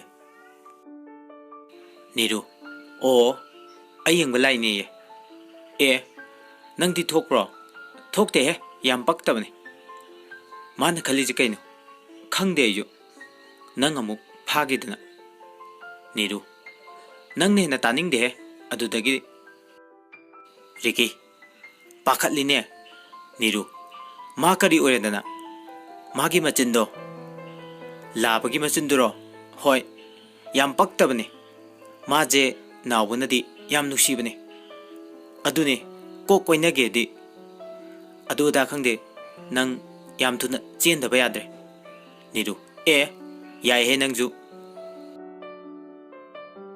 ꯇꯟꯖꯥ ꯑꯗꯨꯗ ꯊꯣꯡꯒꯥꯟꯗꯒꯤ ꯊꯥꯗꯣꯏ ꯑꯅ ꯈꯪꯂꯥꯎ ꯂꯥꯎꯔꯦ ꯊꯥꯗꯣꯏ ꯅꯤꯔꯨ I love you ꯔꯤꯀꯤ ꯀꯩꯅꯣꯝꯃ ꯇꯥꯏꯅ ꯅꯤꯔꯨ ꯑꯁꯤꯗꯤ ꯕꯦꯔꯥꯅꯤꯍꯦ ꯔꯤꯀꯤ ꯀꯅꯥꯅꯣ ꯅꯤꯔꯨ ꯊꯥꯗꯣꯏꯅꯦ ꯉꯥꯎꯔꯖꯥꯠꯂꯣ ꯅꯤꯔꯨ ꯈꯪꯗꯦꯅꯦ ꯍꯟꯖꯤꯟ ꯍꯟꯖꯤꯟ ꯊꯥꯗꯣꯏ ꯅꯤꯔꯨ ꯍꯣꯏꯒꯤ ꯊꯣꯡꯒꯥꯟꯗ ꯂꯥꯎꯔꯤ ꯅꯤꯔꯨ I love you ꯍꯥꯏꯗꯅ ꯅꯤꯔꯨ ꯁꯥꯎꯃꯟꯕꯗꯒꯤ ꯊꯣꯡꯒꯥꯜꯂꯣꯟꯗ ꯄ꯭ꯔꯞ ꯄ꯭ꯔꯞ ꯆꯦꯟꯊꯣꯛꯈꯤ ꯅꯤꯔꯨ ꯁꯣꯅꯣ ꯊꯥꯗꯣꯏ ꯀꯩꯗꯧꯔꯒꯦ ꯅꯪꯁꯦ ꯃꯤ ꯎꯁꯤꯠꯇ꯭ꯔꯤꯔꯥ ꯑꯩ ꯅꯪꯉꯣꯟꯗ ꯎꯁꯤꯠꯇꯕ ꯇꯧꯗꯦ ꯅꯤꯔꯨ ꯁ꯭ꯋꯥꯏꯁꯦ ꯑꯉꯥꯎ ꯐꯩꯒꯤ ꯂꯩꯐꯝ ꯅꯠꯇꯦ ꯊꯥꯗꯣꯏ ꯉꯥꯎꯔꯦ ꯑꯩ ꯅꯪꯒꯤ ꯋꯥꯈꯜꯗ ꯉꯥꯎꯔꯦ ꯅꯤꯔꯨ ꯁ꯭ꯋꯥꯏꯗ ꯉꯥꯎꯕꯤꯔꯅꯨ ꯌꯦꯡꯅꯤꯡꯗꯦ ꯊꯥꯗꯣꯏ ꯑꯩ ꯀꯩꯗꯧ ꯍꯥꯏꯕꯅꯣ ꯍꯥ ꯑꯩ ꯅꯪ ꯅꯨꯡꯁꯤꯌꯦ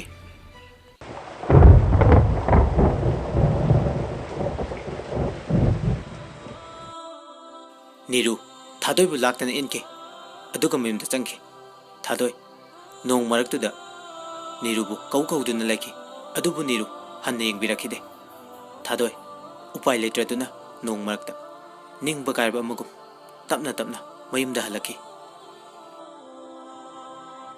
ꯉꯁꯤꯗꯤ ꯊꯥꯗꯣꯏ ꯅꯤꯔꯨꯒꯤ ꯋꯥꯈꯜꯗ ꯆꯥꯒꯅꯤ ꯊꯛꯀꯅꯤ ꯍꯥꯏꯕ ꯀꯥꯎꯈ꯭ꯔꯦ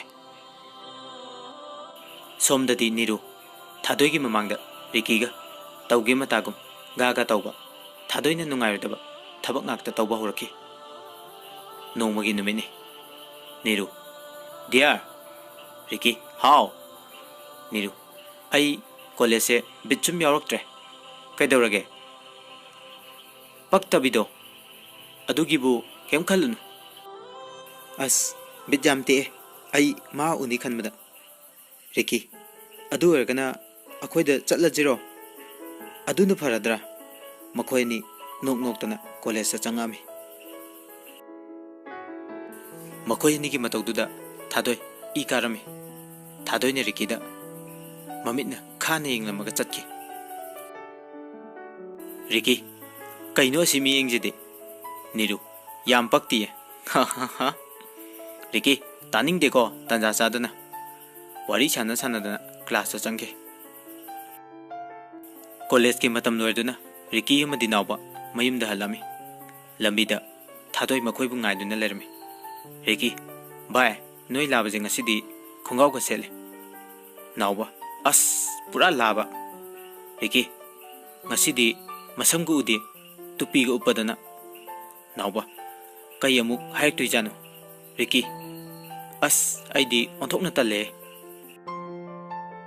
ꯊꯥꯗꯣꯏ ꯑꯣꯏ ꯔꯤꯀꯤ ꯀꯩꯅꯣ ꯅꯪꯁꯦ ꯃꯤ ꯎꯁꯤꯠꯇ꯭ꯔꯤꯔꯥ ꯀꯩꯗꯧꯔꯒꯦ ꯑꯩꯅ ꯀꯣꯏꯕ ꯅꯨꯄꯤ ꯅꯠꯇ꯭ꯔꯗꯤ ꯅꯪ ꯋꯥꯔꯤ ꯁꯥꯐꯝ ꯂꯩꯇ꯭ꯔꯕꯣ ꯔꯤꯀꯤ ꯀꯔꯤꯕ ꯀꯣꯏꯕ ꯀꯥꯅ ꯑꯩꯒ ꯀꯣꯏꯅꯔꯒ ꯊꯥꯗꯣꯏ ꯅꯪꯒꯤꯁꯦ ꯃꯤ ꯎꯁꯤꯠꯇ꯭ꯔꯤꯔꯥ ꯔꯤꯀꯤ ꯎꯁꯤꯠꯇꯦ ꯅꯪ ꯀꯩꯗꯧꯒꯦ ꯍꯥꯏꯅꯣ ꯊꯥꯗꯣꯏ ꯑꯗꯨ ꯑꯣꯏꯗꯤ ꯍꯥꯏꯔꯒ ꯔꯤꯀꯤꯗ ꯈꯣꯡꯄꯥꯛꯅ ꯀꯥꯎꯈꯤ ꯔꯤꯀꯤꯒ ꯊꯥꯗꯣꯏꯒ ꯐꯨꯅꯔꯛꯏ ꯊꯥꯗꯣꯏ ꯁꯥꯎꯕ ꯍꯦꯃꯟꯕꯗꯒꯤ ꯔꯤꯀꯤꯕꯨ ꯀꯥꯎꯕ ꯅꯦꯠꯄ ꯇꯧꯔꯛꯏ ꯅꯥꯎꯕ ꯀꯩꯅꯣ ꯅꯣꯏ ꯑꯅꯤꯅ ꯇꯧꯔꯤꯗꯣ ꯊꯥꯗꯣꯏ ꯍꯦ ꯅꯪꯖꯨꯅꯤ ꯑꯁꯤ ꯍꯥꯏꯔꯒ ꯈꯨꯄꯥꯛꯅ ꯊꯥꯒꯦ ꯇꯧꯏ ꯅꯥꯎꯕꯅ ꯊꯥꯗꯣꯏꯒꯤ ꯃꯈꯨꯠ ꯇꯥꯞ ꯂꯥꯎꯅ ꯐꯥꯔꯒ ꯅꯥꯎꯕ ꯊꯥꯗꯣꯏ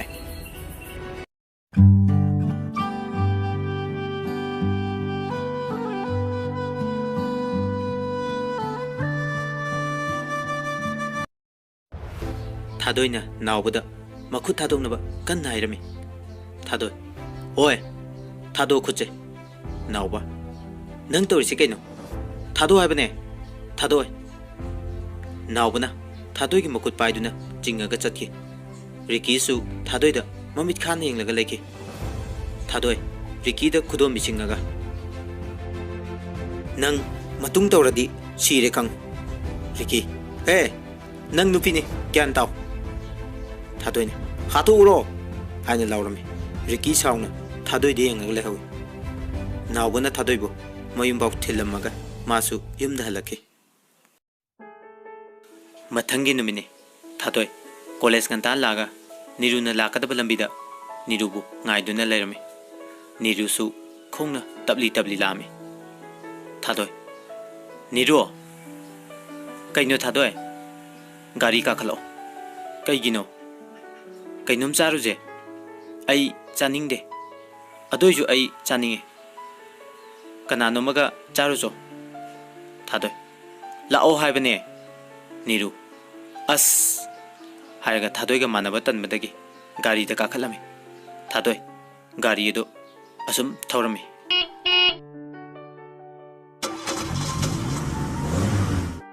ꯅꯤꯔꯨ ꯊꯥꯗꯣꯏ ꯀꯥꯏꯗꯅꯣ ꯆꯠꯇꯣꯏꯁꯦ ꯑꯗꯨꯝ ꯇꯣꯡꯉꯣ ꯑꯗꯣ ꯀꯗꯥꯏꯗꯅꯣꯕ ꯊꯥꯗꯣꯏ ꯑꯩꯁꯨ ꯈꯪꯗꯦ ꯅꯤꯔꯨ ꯊꯥꯗꯣꯏꯒꯤ ꯃꯑꯣꯡꯗꯨꯗ ꯄꯥꯈꯠꯄ ꯍꯦꯟꯃꯟꯕꯗꯒꯤ ꯔꯤꯀꯤꯗ ꯇꯦꯛꯁ ꯇꯧꯔꯝꯃꯤ ꯅꯤꯔꯨ ꯔꯤꯀꯤ ꯑꯩ ꯊꯥꯗꯣꯏꯅ ꯀꯗꯥꯏꯗꯅꯣꯃ ꯄꯨꯔꯦ ꯑꯦ ꯀꯥꯏꯗ ꯈꯪꯗꯦ ꯑꯣ ꯐꯔꯦ ꯑꯩ ꯂꯥꯛꯑꯒꯦ ꯂꯣꯀꯦꯁꯟ ꯊꯥꯔꯛꯑꯣ ꯅꯤꯔꯨ ꯍꯣꯏ ꯔꯤꯀꯤ ꯌꯧꯔꯁꯨ ꯊꯥꯔꯛꯑꯣ ꯅꯤꯔꯨ ꯍꯣꯏ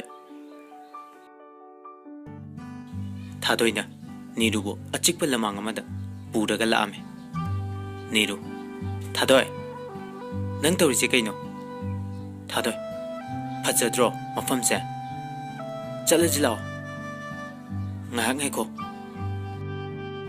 ꯅꯤꯔꯨ ꯑꯗꯣ ꯑꯩ ꯏꯁꯤꯡ ꯊꯛꯅꯤꯡꯉꯦ ꯊꯥꯗꯣꯏ ꯒꯥꯔꯤꯗ ꯌꯥꯎꯋꯦ ꯑꯩ ꯂꯧꯊꯣꯛꯎꯒꯦ ꯍꯣꯏ ꯇꯟꯖꯥ ꯑꯗꯨꯗ ꯅꯤꯔꯨꯅ ꯔꯤꯀꯤꯗ ꯂꯣꯀꯦꯁꯟ ꯊꯥꯔꯝꯃꯤ ꯊꯥꯗꯣꯏ ꯁꯦ ꯏꯁꯤꯡ ꯅꯤꯔꯨꯅ ꯊꯥꯗꯣꯏ ꯆꯠꯂꯁꯤ ꯂꯥꯛꯑꯣ ꯊꯥꯗꯣꯏꯅ ꯑꯩꯒꯤ ꯄꯥꯎꯈꯨꯝ ꯄꯤꯔꯝꯃꯨ ꯅꯠꯇ꯭ꯔꯗꯤ ꯆꯠꯂꯣꯏ ꯅꯤꯔꯨ ꯅꯪ ꯉꯥꯎꯔꯕꯣ ꯅꯨꯄꯤꯒ ꯀꯃꯥꯏꯅ ꯀꯣꯏꯅꯗꯣꯏꯅꯣ ꯊꯥꯗꯣꯏ ꯑꯗꯨꯗꯥ ꯈꯪꯗꯦ ꯑꯩ ꯅꯪ ꯌꯥꯎꯗꯅ ꯍꯤꯡꯕ ꯉꯝꯃꯣꯏ ꯅꯤꯔꯨ ꯑꯩꯗꯤ ꯅꯪ ꯅꯨꯡꯁꯤꯗꯦ ꯊꯥꯗꯣꯏ ꯅꯤꯔꯨ ꯑꯩ ꯅꯪ ꯅꯨꯡꯁꯤꯌꯦ ꯅꯪ ꯉꯥꯎꯔꯕꯣ ꯉꯥꯎꯔꯦ ꯑꯩ ꯉꯥꯎꯔꯦ ꯅꯪꯒꯤ ꯋꯥꯈꯜꯗ ꯑꯩ ꯅꯪ ꯅꯨꯡꯁꯤꯗꯦ ꯑꯩ ꯔꯤꯀꯤ ꯅꯨꯡꯁꯤ ꯊꯥꯗꯣꯏ ꯔꯤꯀꯤ ꯔꯤꯀꯤ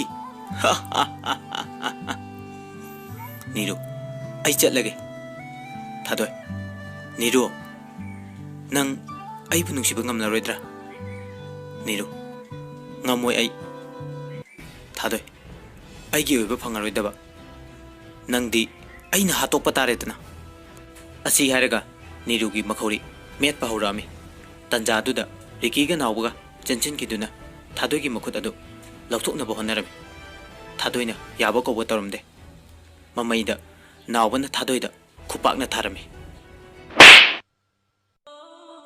ꯅꯥꯎꯕ ꯊꯥꯗꯣꯏ ꯅꯪ ꯉꯥꯎꯔꯕꯣ ꯊꯥꯗꯣꯏ ꯅꯣꯏ ꯀꯩꯗꯧꯕ ꯂꯥꯛꯏꯅꯣ ꯔꯤꯀꯤ ꯅꯤꯔꯨ ꯆꯠꯂꯁꯤ ꯍꯥꯏꯔꯒ ꯅꯤꯔꯨꯕꯨ ꯄꯨꯗꯨꯅ ꯆꯠꯈꯤ ꯊꯥꯗꯣꯏ ꯅꯤꯔꯨ ꯅꯤꯔꯨ ꯍꯟꯖꯤꯟ ꯍꯟꯖꯤꯟ ꯀꯧꯗꯨꯅ ꯍꯤꯛ ꯍꯤꯛ ꯂꯥꯎꯅ ꯀꯞꯄꯒ ꯅꯤꯔꯨꯅ ꯆꯠꯈꯤꯕꯗꯨ ꯌꯦꯡꯗꯨꯅ ꯂꯩꯍꯧꯈꯤ ꯅꯥꯎꯕ ꯊꯥꯗꯣꯏ ꯇꯣꯛꯑꯣ ꯅꯪꯕꯨ ꯒ꯭ꯌꯥꯟ ꯇꯥꯔꯣ ꯅꯪꯁꯤ ꯅꯨꯄꯤꯅꯤ ꯊꯥꯗꯣꯏ ꯑꯩ ꯃꯥ ꯅꯨꯡꯁꯤꯌꯦ ꯅꯥꯎꯕ ꯌꯥꯔꯦ ꯇꯣꯛꯑꯣ ꯅꯥꯎꯕꯅ ꯊꯥꯗꯣꯏꯕꯨ ꯊꯦꯝꯕ ꯌꯥꯕ ꯊꯦꯝꯃꯒ ꯃꯌꯨꯝꯗ ꯊꯤꯟꯕꯤꯔꯛꯈꯤ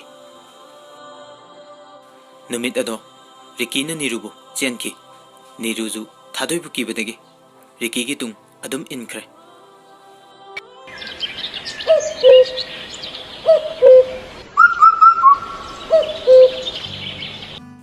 ꯅꯣꯡꯉꯥꯜꯂꯦ ꯀꯣꯂꯦꯖꯇ ꯅꯤꯔꯨ ꯆꯦꯟꯈꯤꯕꯒꯤ ꯄꯥꯎ ꯇꯥꯟꯅꯔꯝꯃꯤ ꯅꯨꯃꯤꯠ ꯑꯗꯨ ꯊꯥꯗꯣꯏ ꯀꯣꯂꯦꯖ ꯈꯔ ꯊꯦꯡꯅ ꯂꯥꯛꯑꯝꯃꯤ ꯊꯥꯗꯣꯏ ꯎꯕꯗ ꯔꯤꯇꯥꯅ ꯀꯔꯦꯝꯅꯕ ꯃꯤꯅꯣꯛꯀ ꯂꯣꯏꯅꯅ ꯀꯧꯔꯛꯑꯦ ꯊꯥꯗꯣꯏ ꯊꯥꯗꯣꯏ ꯀꯩꯅꯣ ꯆꯀꯥꯇꯦꯟ ꯄꯥꯏꯈ꯭ꯔꯦꯅꯦ ꯊꯥꯗꯣꯏ ꯀꯅꯥ ꯑꯣ ꯅꯣꯏ ꯅꯨꯡꯁꯤꯕꯤꯗꯣ ꯑꯦ ꯃꯥꯗꯤ ꯀꯅꯥꯗ ꯀꯥꯏꯗ ꯀꯅꯥꯗ ꯑꯣꯏꯅꯤ ꯔꯤꯀꯤꯗ ꯉꯔꯥꯡ ꯆꯦꯟꯈ꯭ꯔꯦ ꯊꯥꯗꯣꯏ ꯋꯥ ꯑꯗꯨ ꯇꯥꯕꯗ ꯃꯄꯤ ꯏꯔꯥ ꯆꯦꯜꯗꯨꯅ ꯀ꯭ꯂꯥꯁ ꯆꯪꯗꯅ ꯉꯔꯥꯡꯒꯤ ꯃꯐꯝ ꯑꯗꯨꯗ ꯂꯥꯛꯇꯨꯅ ꯄꯦꯟꯅ ꯀꯞꯆꯕ ꯅꯠꯇꯅ ꯎꯄꯥꯏ ꯂꯩꯇ꯭ꯔꯦ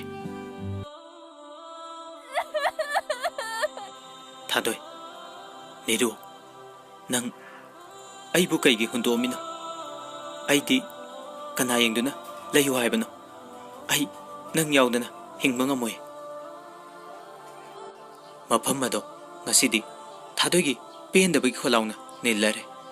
Hauriba upal wapal punama thadoigi mata ubada makoisu thamoi kaire ngasidi. Somdana kamdauri. Ricky, dear, Niru, haune, lohong basu, tujelani hai, nungaire. Ricky, fajana chalo, Niru, hoi ba, Niru zu, Ricky ki ahalaman tauraga, mayum da thinkre. Nongma hoki, college da, Niru bu udabada, thadoi, asuki matik warame, Niru zu, college kara khidre, thadoi. Chakani thakani kawo makai Nirubu uning mana mahak nahakta phawa leitaramde Niru hoigi lekai da lami adubu Niru di ukhidra phone number su sinkre Niru gi lohong bagi matam su naksilai nongma thadoi angawba magum lambi da gari thauduna chatpa du nawbana urame nawba thadoi ni ne madi kadai chatli jano Nawbazu thadoi na chatlibadu matung ina duna chatki laptakna thadoi bender amata changki nawba mana changi jide bender dani ne ma de sida kaidoba changi jano nupa yuga thai dubo nasa ifa fajagai thadoi naral na thakpa nate nupa akoi da chatlaje thadoi Mana thaiba yu bottle aduna nupa aduda khangawdana thongki khangbra do nupa mi yam siti thadoi khanaba yam horokano nupa aduga thadoiga phunarame nupi oi jarapsu thadoi nupa na henjin bayaramde nupa adu thadoina totpa yaba totlame atopa nupa amasu thadoina tawribadu maya ka gi yenglame tanja aduda nawba changlame Nawba, thadoi, nangdi sida ka dago laiba. Nawba, nangdi mi ka kai khanariba. Thadoi, ai yu thakpa lakpane, mi yu silaktaba, adugi totpi riba. Nawba, yare yum chatla jlaw. Thadoi, nang chatlo ai yu thakini. Nawba, yare se chatla je. Thadoi ni yadabadagi, nawba, thadoi ni yu thakpa do changami. Thadoi gi mawng adu uraga nawba nukning basu phawi phuning mana dilore adubu nungsibi man waba uraga nawbana hena warame thadoi yu thakpa loraga nawbana yumda thilame adubu thadoi yumda hanbagi mahut Niru hoida lame thadoi oi galiwa khang nawba haune thadoi ngasidi akoi nungsibido amta kauthoro nawba taning de ko thadoi ai mabu aroi boina amukta ujage nawba mi lohong duba hayeng da ngairabani nang karan tawnu thadoi nawba yum hanjilao thadoi please mabu amukta kauthokpiyo ai mabu nungsiye Asi hariga thadoi higik launa kapli nawba thadoi nang gyan taroba thadoi nawba please thadoi na phanayam hairasu nawbana Nirubu kauthokide lohongba hengda ngairaga karmna kauthokni nawbana thadoibu kappa themiduna mayumda thinbiki nawba phajana changu ko thadoi lehorage nawba Hoi, aiju chatlage. Thadoi, phajana chatlo. Nawba, nawba, mayumda halaga. Mathanda khanje. Thadoi, nangbu karam kanda gyan taraktuino. Ai, nangi kanbada yam wai. Aina nangbu asuk yam nungsirije. Nangnadi nongmata khangbide. Ngai kini ai, nang naibu nungsibirakpa. Asomdana Thadoi ngasi di Niru gi wakhalda ngau chatnare adubu Niru di luhong ki dore matam na kana bu sungai bide Niru gi luhong ba numine ngasi di Thadoi pukning nungsina ahang bala mang amada phamduna kaple khangaudana phone gi ring lake Thadoi na yenglubada Niru oiramke Niru na Thadoi Thadoi su Niru Niru Thadoi nang kaida lege ai luhong bala oidro Thadoi Niru ai nang yengba ngamoy Niru Thadoi asi hairga higik launa kaplagle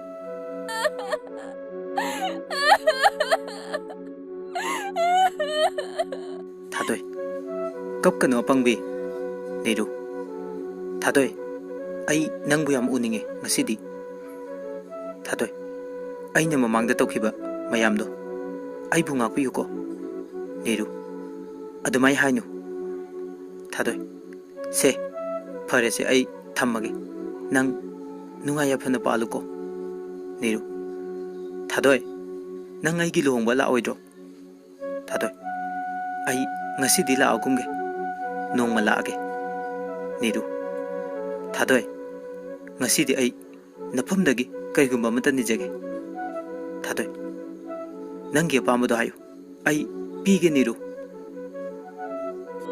Thadoi nangi punchi ado nupi amagumna amuktangdi hingbado ai uzageba nangna ibu tasingna nungsibo oiradi Thadoi na Niru asi hairaga higik launa mitki pi thingba ngamdana makhol thokna kablale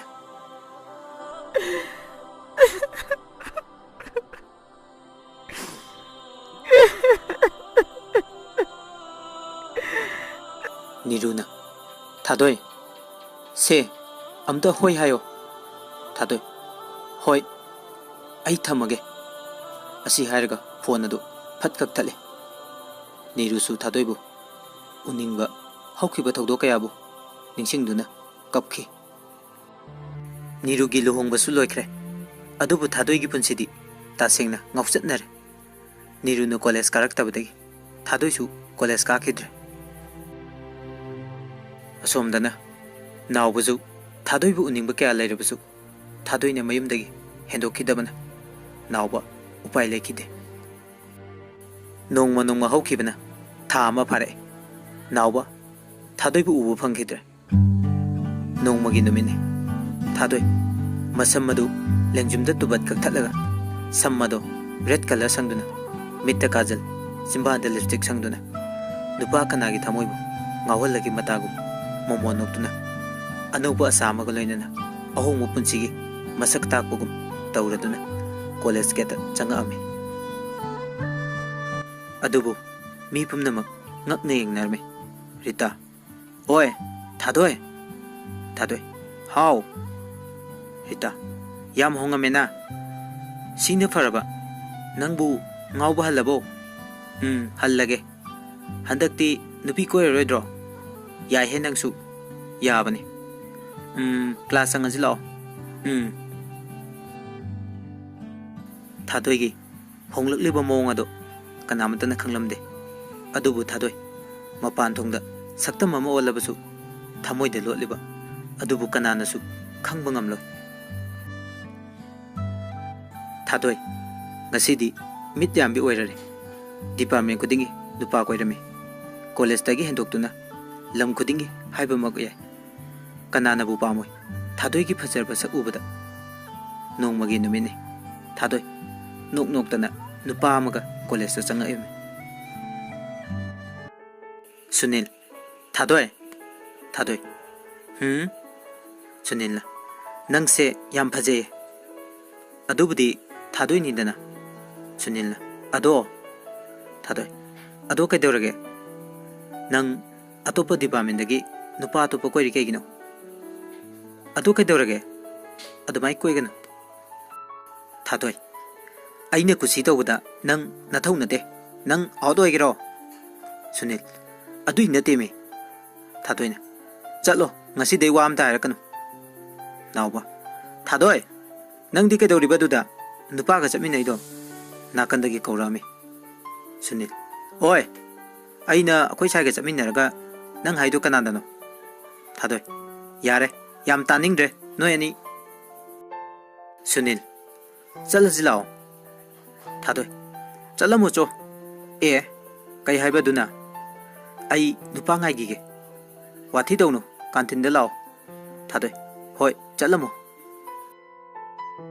nauba thadoi nang tawri je kai thadoi aina kai torage mu nauba nang nupa mayam koi do thadoi nauba na haribo wadu tasinadana phone da nupa mathang mathang wari sanarami nauba sawon badagi phone adu tap mulaga lang thoke nauba faraba dudi thadoi he gali pakhang nang je mi usitrira nauba nang nupa yam koi ning bagi pelaba hojikte thadoi aina tawrije nupi amagi magun khangaba nupi haibaje ahen mata thigadaba mapi ira chelaga khon kalap ngangai nauba thadoi thadoi ne chat khro chalo nauba thadoi bu hanna yenglamdana chatki thadoi mapi ira chelaga naubuna chatki badu yangawi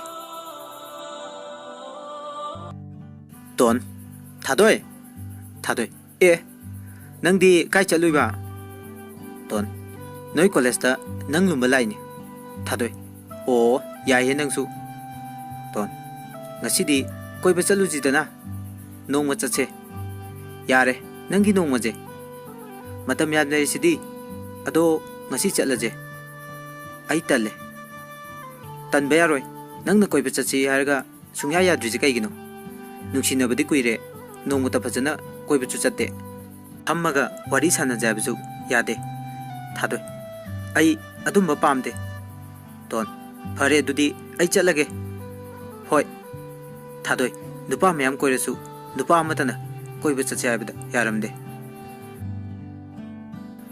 matam khara hokre college ki semester exam loiba numini nauba thadoi da magi thamoi gi oiba wa aroiba oina hai ki haiduna get da exam loireduna thadoi bu ngairami thadoi ju exam loiredun tholai naubuna kawi thadoi how exam nungai bro nang kana ngai rino nang ngai rine kai lerege thadoi ngasidi aigi pakum do asing ba matadi hayuba thadoi ne yam pakti e thadoi please thadoi ne ai nang nuside pamde nauba phare ai nangonda abu hana yelaro nangsu phajana layu ai matam khara training ama chatlani thadoi ai punsigi nangonda yettaba ngambo ge ko ado wa mata di haijage nangna tawribudo nupi gi magun nate nupi haibase ing tapi nupaga gaga tawdabi adu nupi gi magun phare ai chatlage haraga nauba thadoi bu hanna yenglamdana chatki thadoi e aina wamta ga haiba nangaudi chatkhro nangsu inakta gi lamna chatkhro ai itanda hingjage asi haraga hegik launa kapchari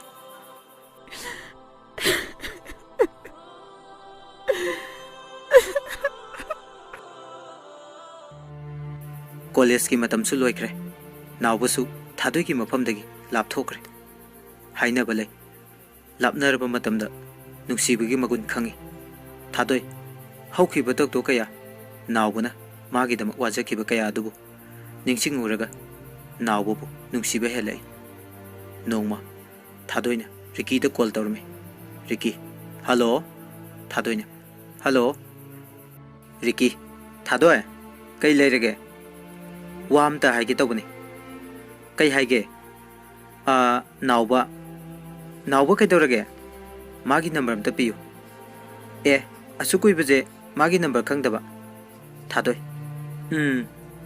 my phone do tahore abane number चटपदी अꯩꯉꯣꯟꯗ याउदे थादोय अस अमता लौबीगेरा होय लौरगा हायरके थादोय होय रिकीना नीरू मुक पामद्रबो हायरगा फागी तौरे थादोय ओ अदुदी नंगी रिकी होय फरे फरे थम्मो थादोय होय थादोय ngasidi नावबुगी नुक्सिबना ngaure नावबुगी मरमदा ममानबा ममानबी कयादा हंगजकी नावबो थोरकपा ngaibada अवाबा मोयकी नावबुगी पाउकुम पीरगे हायना मतम पुंबदा नावबुबु ngaijari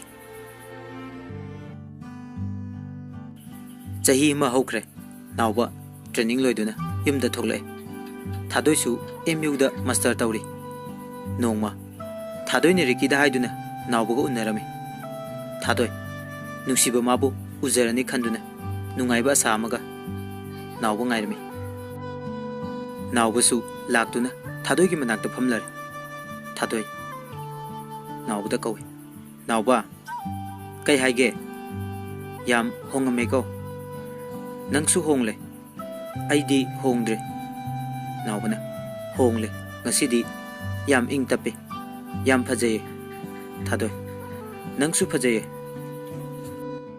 नावबना कौरे थादोय कई हाइगे पुंसी से नुंसीको नुंसी अहोंगमना थलेको थादोयने लोइने होंगलबा नावबा होंगले थादोयने थमोइसु नावबा होंगदे अदुदी पुंसीगी होंगलरे अदुबु आई नंगी नफमददी येतलरो थादोयने नावबा तंजादुदा नावगी फोन रिंग लामी नावबा हेलो ओ लाक्चरगे ngaikta ngaibiramu नावबा थादोय आई हालमगे आई थबक अमा लेरे थादोयने कई थबा नावबा थादोय आई नंगोंदा येतलगुंगे खनख्रे अदुदा इमा होइने आइगिदमक हाइने सिंगनबा अदु यारे हाइने खुंख्रे नुपीदो ngasi उन्ना जाइनबा थादोय ओ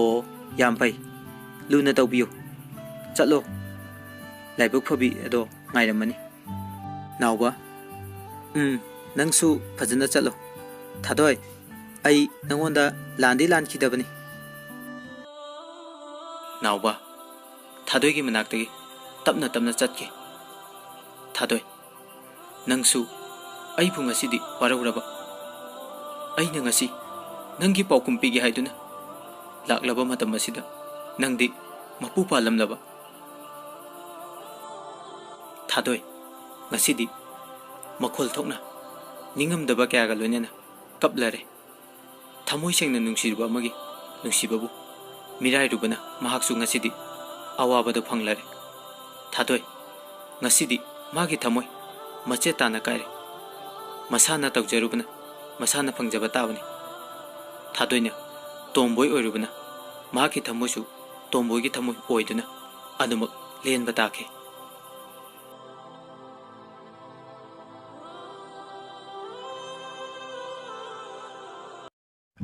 अरोइबदा मयाम खुरुमजरी वारी असि हौबदगी लोइबा फावबा ताबिरिबा अमदि लाइक शेयर कमेंट तौबिगिबा कुमनमकु थागतबा फोंदोकजरी अइबगी माइकैदगी अमदि वारी असिबु पाजरिबा नेटरगी माइकैदगी अमुकाना मयामदगी विदाय लौजरी याई फरे।